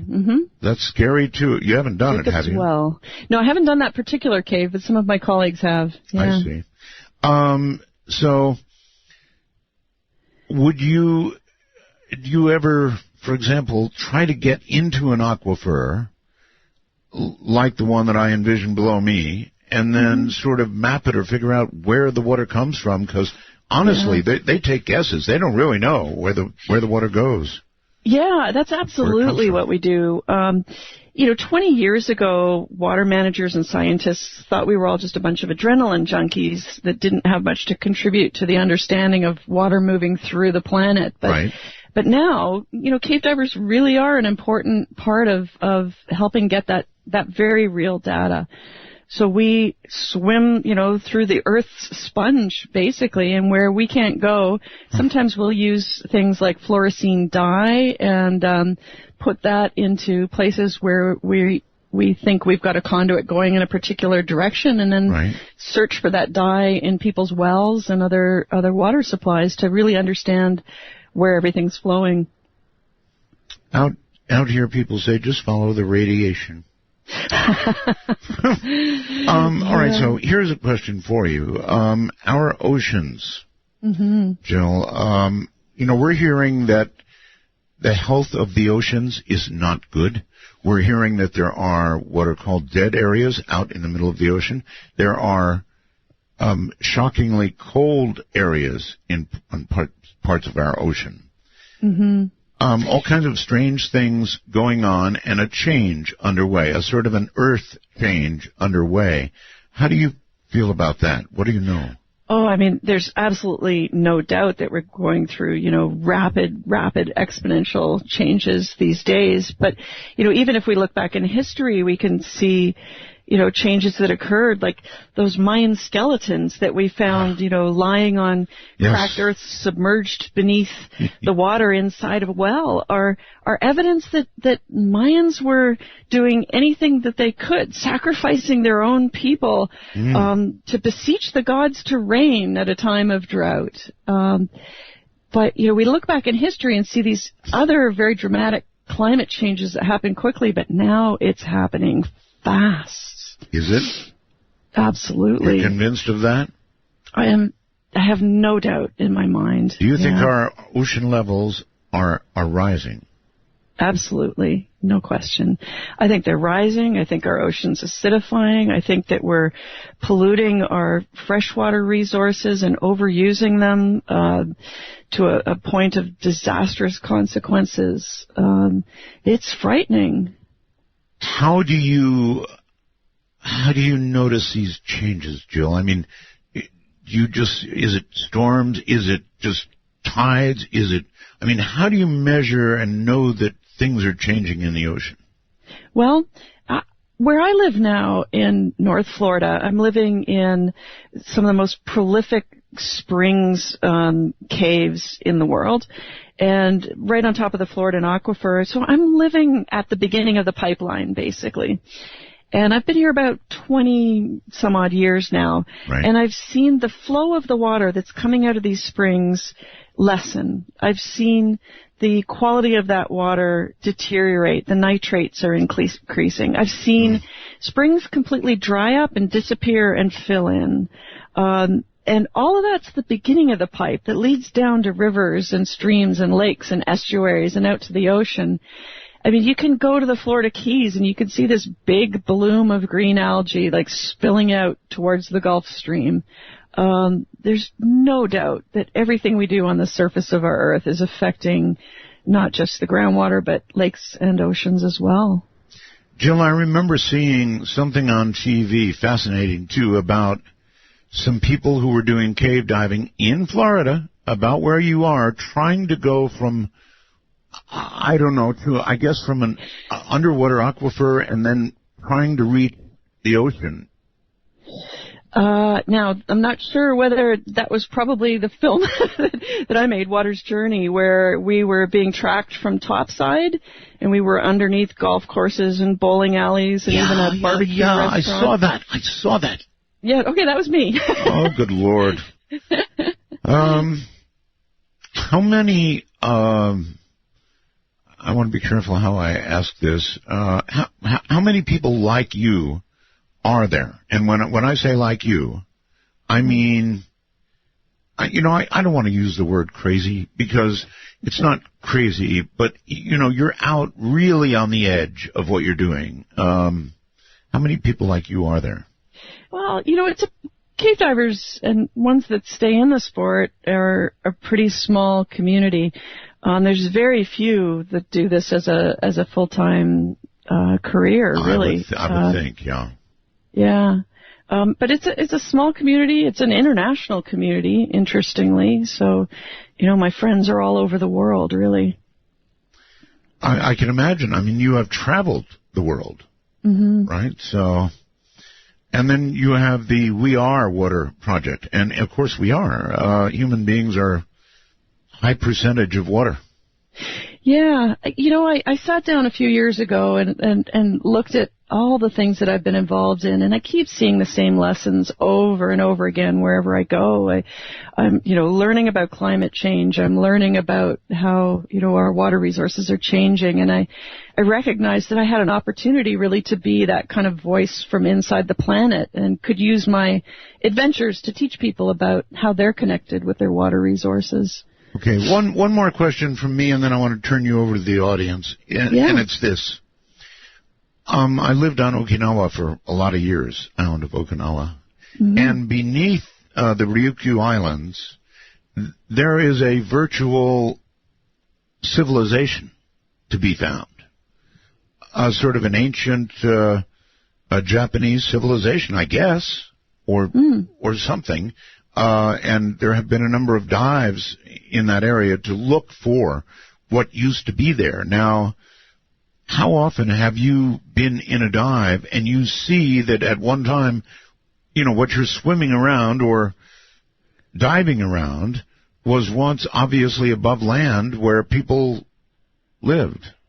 Yeah, well, that's so interesting because sea levels have been dramatically different on this planet. Right. I did a project in Bermuda where our job was to do the deepest manned dives ever conducted in the region to find those signs where the sea used to lap up against the shoreline deeper down. And we discovered these sea level notches at 370 feet beneath the surface of the ocean, so 370 feet lower than it is today. So certainly there are unbelievable archaeological remains all over this planet that are now submerged and maybe only to be found with new technologies and satellite imagery and other cool things. Okay, let's take a few calls, shall we? On the phone, you're on the air with Jill. Hi, Jill. How you doing? I was curious, since you're down in that area you were just talking about, Bermuda, have you ever dived on the crystal pyramids? What do you know about those, and what is your most treasured project? Oh wow! No, I haven't done anything on the crystal pyramids, but I think some of the projects where we've found like remains of early inhabitants of a region are really interesting to me. So in the Yucatan and in Cuba and in the Bahamas, we found some of the early human remains and artifacts with those finds that were really interesting. He asked you your most cherished project. Yeah, my most cherished project, boy, they're all so good. Maybe the most cherished one will be the next one, but I would say the most beautiful caves in the world are on the island of Abaco in the Bahamas. Really? So that'd probably be my favorite cave. Okay. Ever come across a big fish? Oh, lots of big fish, yeah. I've come face to face with a shark in an entrance to a cave. I've come close to, leaned on alligators underwater during decompression. So, yeah, there's lots of life as well. How do you lean on an caller? Thank you. How do you lean on an alligator during decompression? Because you're coming up, right? Yeah, well, sometimes you're just sitting still for long periods of time in dark, murky, muddy water. Got that. And you're not seeing anything. And just sitting there on decompression, suddenly, the log beside me swam away. The log beside me. Yeah. But I've also done quite a bit of work in the Florida Everglades, pretty up close and personal with big gators as well. Okay. Let's go to Skype, shall we? William, hello. Hey, Art. This is one of the more interesting guests you've had in quite a while. Oh yes. Pretty good. Something I think a lot of the other listeners out there might be wondering, but maybe just kind of afraid to ask. So I will. Do you think there's any chance, that they could be the underwater bases that we hear about from time to time, with the conspiracy theorists, I guess? Well, we can certainly ask Jill if she's run into any underwater bases. No, I haven't run into any underwater bases, I'm afraid. So I kind of doubt it. But I'm sure there's still a lot of things for us to find in our, underwater resources on this planet. Yeah, it was just kind of a curiosity thing, and a job like that must make it real tough to get life insurance, that's for sure. Oh, yeah, there's no life insurance. No life insurance. Okay, well, I've got another one for you. On Earth, that is for us Earth dwellers, every now and then we look up in the sky, Jill, and we see what we call a UFO, simply an unidentified flying object. And I wonder if you have seen ever anything underwater moving quickly that was just not identifiable. Well, I had one dive in this quite remarkable sinkhole, and it's about 400 feet deep, and there was this tunnel coming in at about 110 feet deep, and it was perhaps the size, a little larger than a basketball. And coming out of this tunnel was this sort of translucent, gelatinous orb, basically. Mm. And then smaller, little, like golf ball to baseball size gelatinous colonies just drifting out of this tunnel.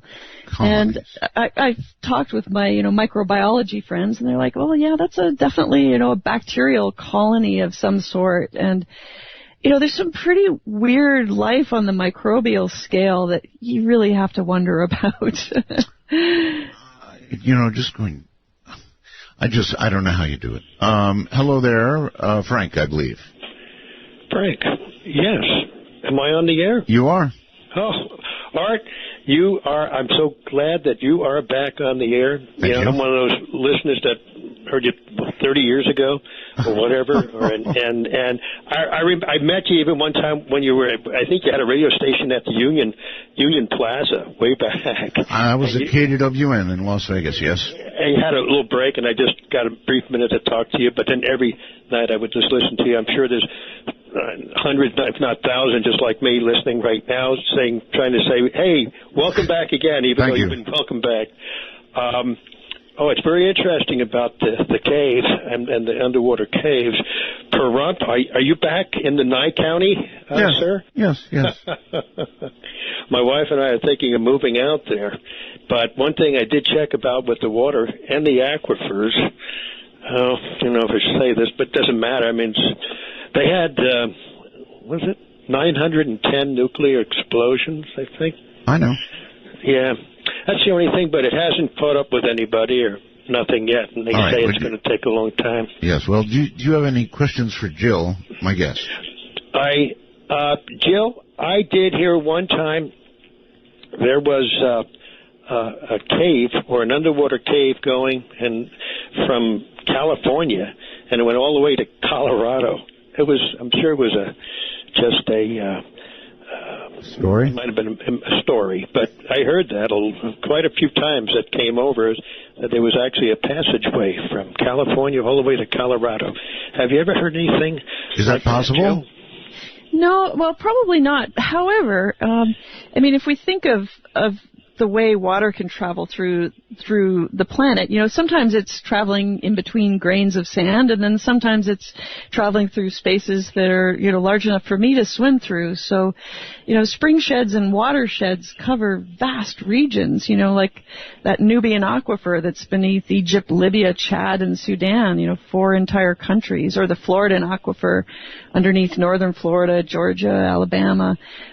So these are, vast bodies of water locked up inside the earth. But it doesn't necessarily mean that we can swim all the way through that. But the water can, materials can, and life forms can. Can any of these, like the ones you were talking about in Egypt, can any of those wells or anything be connected to Antarctica, possibly? Or do they see their way through the earth through certain ways like that? Well, that's kind of an interesting question. For example, how far could you conceivably keep going down? Well, I suppose if you were the tiniest of, biological animals that we find inside the caves, they've probably made great journeys from these deep smoking ocean vents all the way into like a limestone cave in Bermuda, because we have animals in limestone caves in Bermuda that are like young caves, but somehow these, very ancient animals are living in these water-filled caves. Like, how did they get there? They had to have found their way through the matrix of the earth. So maybe I can't swim there, but other things are making that journey. And so I think that our entire earth is really a ball of life, but it's life forms that we may not know about or understand yet. I have a lot of people who constantly badger me about the Earth actually being not a ball at all, Jill, but flat as a pancake. Yeah, I don't know if I quite buy that one. No, and to go with it, the sun is only 3,000 miles above the Earth. Yeah. But, when I say they believe this, Jill, I mean with almost a religious fervor. They believe this. So, there you have it. Is there anything that in your dives, in your travels, confirms for you beyond any shadow of a doubt or need for a debate that the Earth is indeed basically a ball? Is there anything I've seen? Well, Mammoth Cave, I've done some exploration in Mammoth Cave. We actually have to take into account the curvature of the Earth. That's right. When we do surveys there, because it's so big, it covers such a vast area, you have to accommodate that curvature in the surveys. Well, there you have it, Flat Earth people. Hello, you're on the air with Jill. Hello? It's me? It's Hi. you. Yes, you. Hi, I'm Lucian. Jill, whenever you went in the cave with the small hole, did you turn your light off to see if that small hole gave much light in that cave? Oh, good question. Yeah, so oftentimes when we're in what we call the cavern zone, so just in the doorway of a cave, yeah, we can certainly see the light of the entrance. But, once you're a little ways in, it's complete blackness. Now, some caves have multiple entrances, so we may actually swim for great distances and then come to another entrance. Actually, Jill, I was going to ask, and caller, hold on just one sec. Do you ever find under the Earth, under the ocean, that you swim into a cave and there's some kind of artificial light in the cave? Does anything give off light? A bioluminescence? Yeah, you mean? Yes. So there is quite a bit of bioluminescence in the ocean, and then I've seen some in cave animals, but also in fossils. We can look at ancient shells that are now like within caves and look at them under black light basically and see patterns on them that glow in the dark. Wow. Caller? Do you, gosh, I went blank. Do you, you seem to be very worldly. The radiation that was given off in that plant in Japan, your colleagues, is there still a lot of radiation that's affecting fishes? And have you heard anything about that? Well, okay, let's ask. It is actually a good question.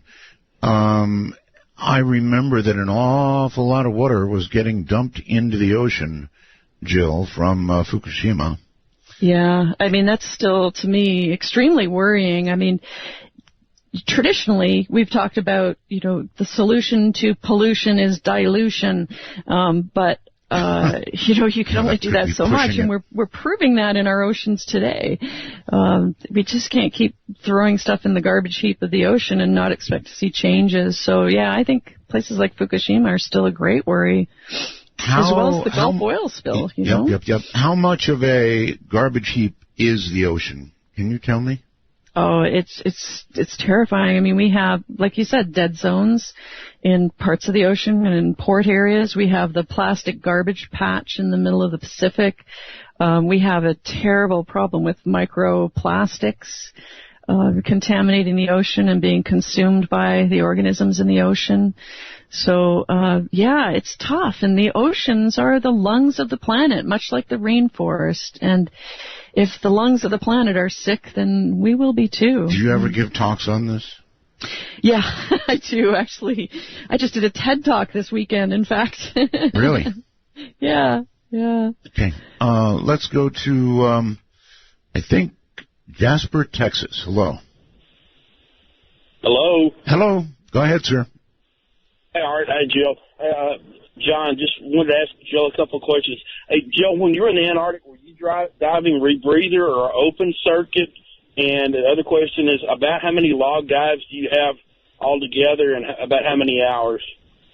In Antarctica, we used Cislunar Mark V rebreathers, and that gave us, the long times, and as well as a bit of an additional warmth for diving in that really cold water, because the rebreathers themselves create a little bit of heat in the chemical reaction of the scrubbing process. I have about 7,000 dives. I honestly haven't tallied the total hours, so I'm not sure I could give you that number. All right. Hey, Art, good show, good topic. Thanks a lot, bud. 73. Okay, take care. 73 is a ham radio term. Are you, by chance, a licensed ham? I'm not, but my brother was when I was growing up. So VE3ILZ. I even remember his number. Wow. Yeah. The reason I asked is because you said that you were in communication with a ham in New Zealand. Yeah. And so somebody in your party must have been a ham, or it doesn't matter. You talk to whoever you can talk to. Yeah. No, somebody on the boat was handling all the communications, but it sure was a warm voice to hear every few days. Yep. Wow. So do you imagine continuing to do this, Jill, for a long time, or is there a practical limit to when you ought to hang up your flippers? Well, I certainly hope I'll be doing this for a long time yet. I have a dear friend in the UK who was one of the very first cave divers. His name's John Buxton. Right. And he turned 80 a few years ago, and for his 80th birthday, he did a dive in a place called Wookie Hole, and dived up to Sump 22 in Wookie Hole. Spent a weekend of cave diving. So, if John Buxton can do it, then that's going to be my role model. Well, I suppose, in a sense, like being in space. Yeah. You are, if not weightless, kind of weightless in a way, right? And so, as you get older, this hurts and that hurts, but not so much in no gravity or little gravity. Mm-hmm. So I guess that might make sense. Yeah, it's great. I mean, it's definitely you escape the noise and the rush of the world, and you're underwater, just surrounded in the arms of the ocean. That's such or the a good cave. point. It must be. It's like another or otherworldly would be a way to put it. Sure. Yeah. All right. Let me quickly re-educate everybody here. Bad term, right? Here are the numbers, and we've got several, and I didn't give them all out either. Our public number is area code 952-225-5278. 952-225-5278. If you would like to call our first-time caller line, it is area code 775-285-5800. And I do apologize for not giving that out. 775-285-5800. So, Jill, what have you got coming up next? Well, I've got some ongoing work in Cuba that I'm pretty excited about. I'd like to do as much as I can there before KFC arrives. Right. Well, it's coming soon. It is coming soon.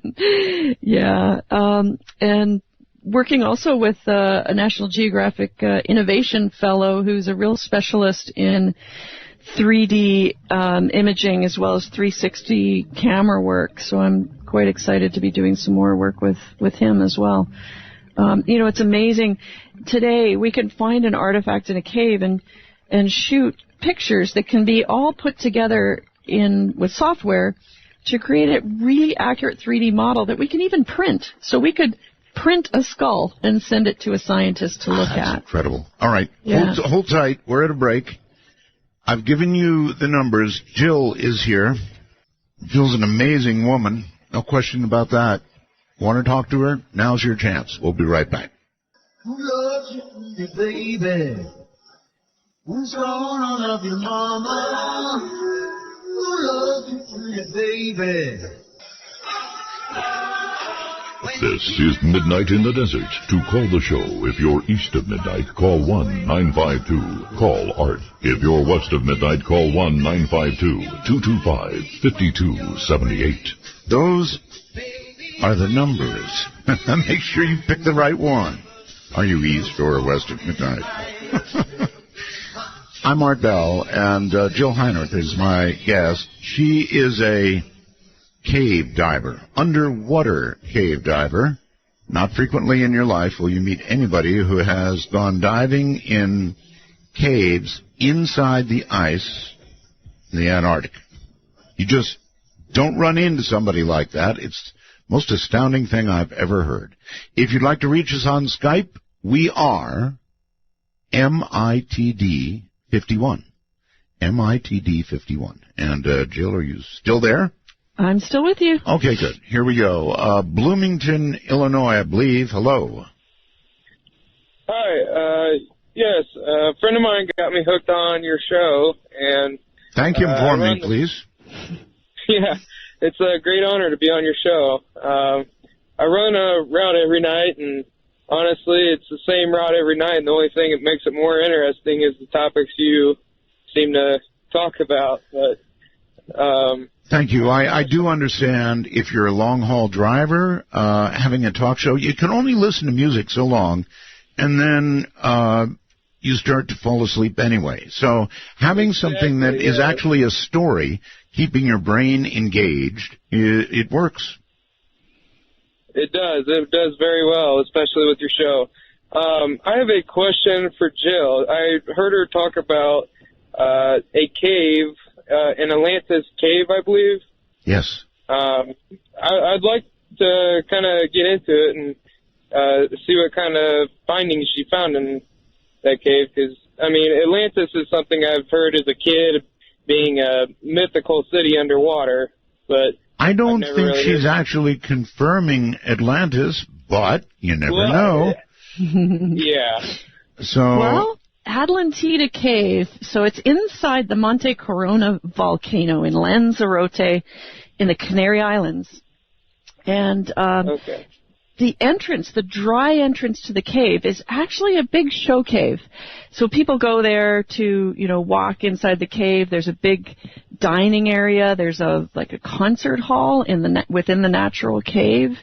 And then the funny thing is that we actually have to walk through this ballroom area, climb over a little fence, and then we're caving down this boulder slope to get to the water where the lava tube continues and plunges beneath the surface of the ocean, beneath the floor of the ocean. Wow.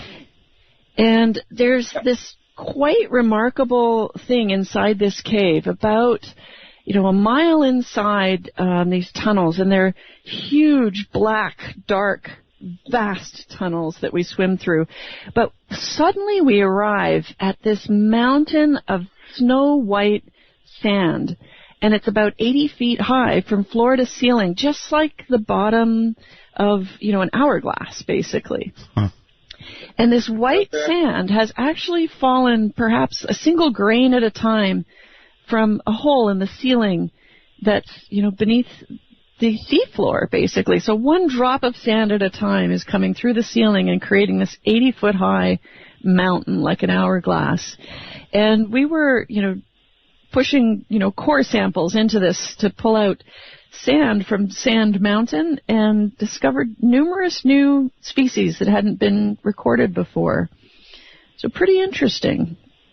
It is very interesting. I appreciate you taking my call. You bet. Take care. Might I know, Jill, what your husband says about all this. I mean, obviously, the two of you have to have a conversation every now and then about what you're about to do. Oh, often, I mean, I hit the jackpot. I got the best guy in the world in my life. But, sure, Robert worries. It's a bit of a role reversal in our life where he has to be, home maintaining the business while I'm off doing these dangerous, crazy things. And I have to promise to him that each decision I make, I think about him, and I think about what's best for both of us. And I mean, come on, let's face it. If you've got a wife who's going to say, okay, honey, see you soon, I'm off to cave dive in the Antarctic. Yeah. That's kind of like, I imagine an astronaut says goodbye to his mate before, getting on top of that rocket and blasting off. Oh, I mean, it's incredibly difficult. I mean, he not only has to face the dangers that I have to confront underwater, but sometimes, the dangers in hostile regions that I go to as well. Sure. Yeah, it's not an easy life, but that's why I say I've hit the jackpot, because he really understands that this is what makes me whole, and you just can't stuff a butterfly into a jar and expect it to live. That's right. And so it's with love and respect that he tolerates and embraces and supports everything that I do. Must be a good guy. Teaneck, New Jersey, you're on the air. Hi. Hi, thanks so much, Art. I love you. Jill, the only question keeps running in my head is, why aren't you, or do you, use drones to do, preliminary, research into particular cave, divings, because you have cameras, you can check temperature, yada yada, and it may reduce the dangers that you're confronting. Yeah, awfully good question, or at least have a first look and make sure something around the corner isn't going to kill you.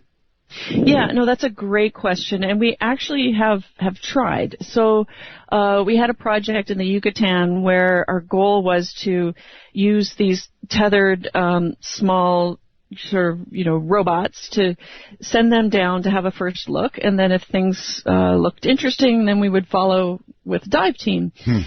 But it turns out that when something is tethered and you're trying to drive it topside with a joystick, you just don't have that same perception that the human brain does of developing that model of what's around you. So on that project, I spent more time actually rescuing the drone because you'd get stuck. Right. There you go. I kind of understand that, caller. You can imagine. You really don't have that perspective. So, as she said, you end up rescuing the drone. But, we're at a really interesting time in technology that artificial intelligence is going to change everything. So Dr. Bill Stone's work with creating autonomous, artificially intelligent, swimming robots, basically. We can now send these into a cave environment. They can go down, map in 3 dimensions. They can chase the flow. They can pick up life forms. They can learn all about their environment and then come back as the fuel's running out. So the technology's coming fast. Let me tell you something, Jill, and thank you, caller. There are people talking about an artificial intelligence singularity, AI singularity. Have you heard that term? Yeah, it's interesting. We at this point in time, I think a lot of people think that artificial intelligence is going to exist in your, the Roomba skirting around on the floor, or this robot that I just described swimming, underwater. But I don't think that's how it's all going to pan out. I think that technology and humanity will eventually morph in some way. Your personal computer or your cell phone will be a part of your body, and so will its artificial intelligence. So, yeah, I think that we're going to co-evolve, really, with technology. Well, that'd be nice if we co-evolve. A lot of people, including a lot of very smart scientists and business moguls, think that what's going to happen, Jill, is that this singularity is going to result in the takeover. That machines, when they become AI, will realize that we are an inefficient, warlike species that is not helping the planet at all, and the only logical conclusion, you follow me, right? Yeah, well, we might be lucky to last that long if we don't, make ourselves extinct before that with the rate that we're destroying our planet. I so hear that. Let's go to Eugene, Oregon. Hello. Hey, how's it going, Art? It's going very well, sir. I'm very thankful to be on your show. I really appreciate you being back, and thank you. Just want to say thank you so much. And just had a couple questions for Jill. One question is the 7,000 dives. Now, we're not talking about the times you jump in the deep end of the pool. That doesn't go on the stats, right? That's just right. No, that's how I count. That's how I count my dives, sir. But the real question is, so in all these dives, in all these fantastic places all over the world, what's your most profound spiritual experience that you've ever had while you're diving, where you felt like, oh my God, there's underwater angels around me, there's underwater God, whatever that means, and it's just, wow, what a transformative experience. What a good question. Really, it is a good question. Jill? Yeah. Very recently I had a dive that was just like you described. So I was in the Azores and on top of the volcanic seamount offshore from the island of Santa Maria. And we were jumping in the water with the promise to swim with these giant mobilas, these giant devil rays. And I got down there with my camera, and this unbelievable train of 40 devil rays lined up and just came in swooping arcs before me, closer and closer and closer, until one by one they would hover over me until I exhaled, and I think my exhaled breath would hit the bottom of this devil ray, and it was like I was tickling it. It would kind of shiver and move along, and the next one would move in. And that went on for 90 minutes. I was just blown away with this sort of communion I was having with these animals. It was amazing. Okay. Wow, that's quite the story. That is amazing. Thank you so much for sharing. You bet. Take care. Have you broken any world records in all you've done? Well, I've done a lot of firsts for women, for sure. My dives in Wakulla Springs with the U.S. Deep Caving Team sort of took me further into deep caves than any woman had been before, and pretty much in the top 10 of distances that any man had done at the time. But cave diving is not really competitive. Exploration is sort of, I guess, a more pure form of expression, and it's really the scientific objectives that are so much more important to me. I'm not really interested in being the deepest or anything like that.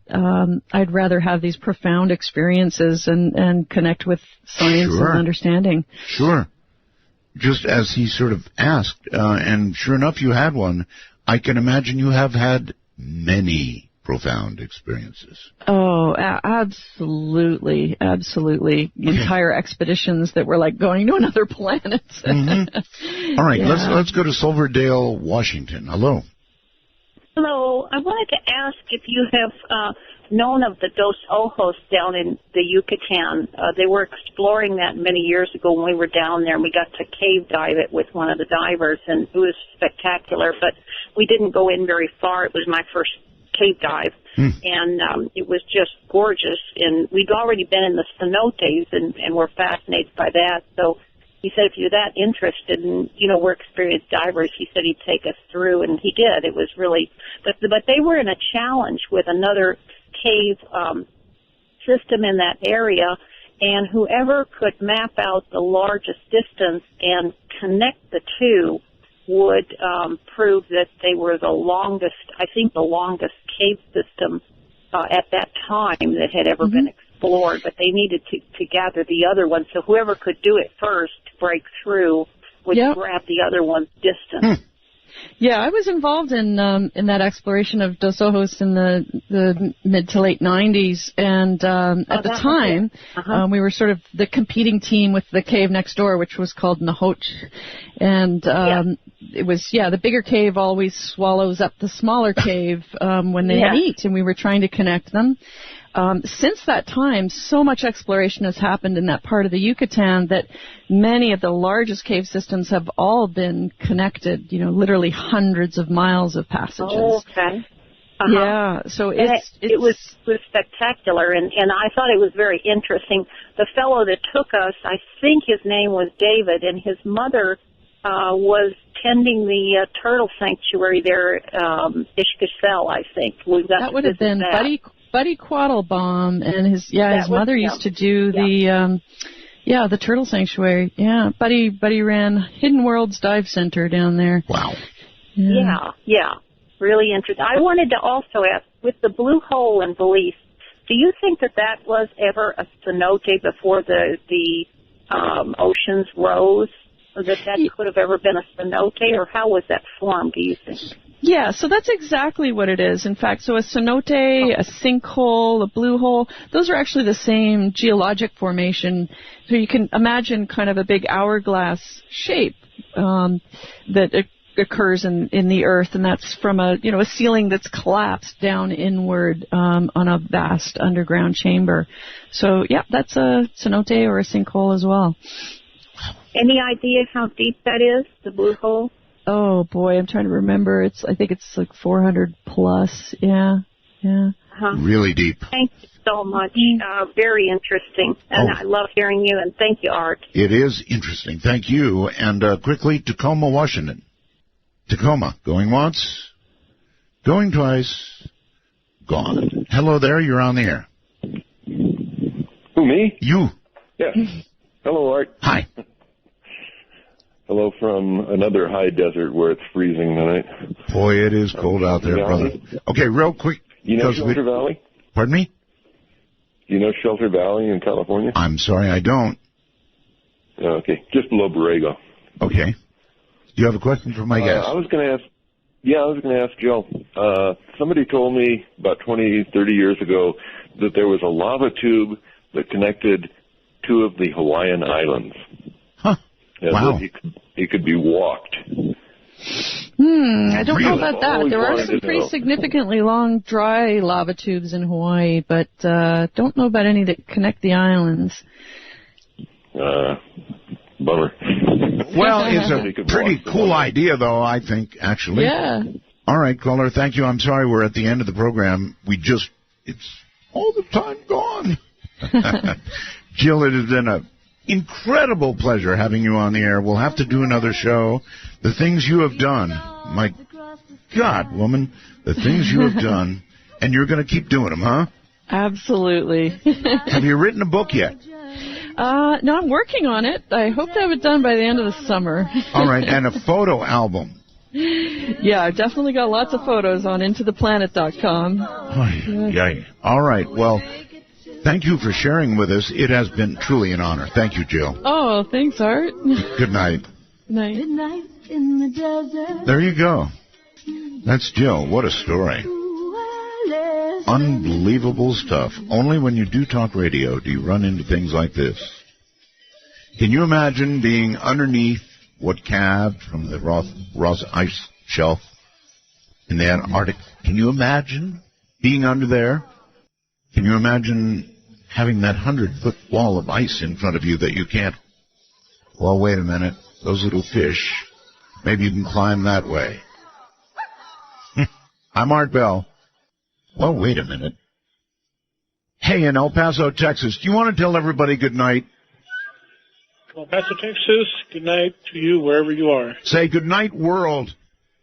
Good night, world. That's the way to do it, brother. Good night to you and everybody else. Night-night. Midnight in the desert.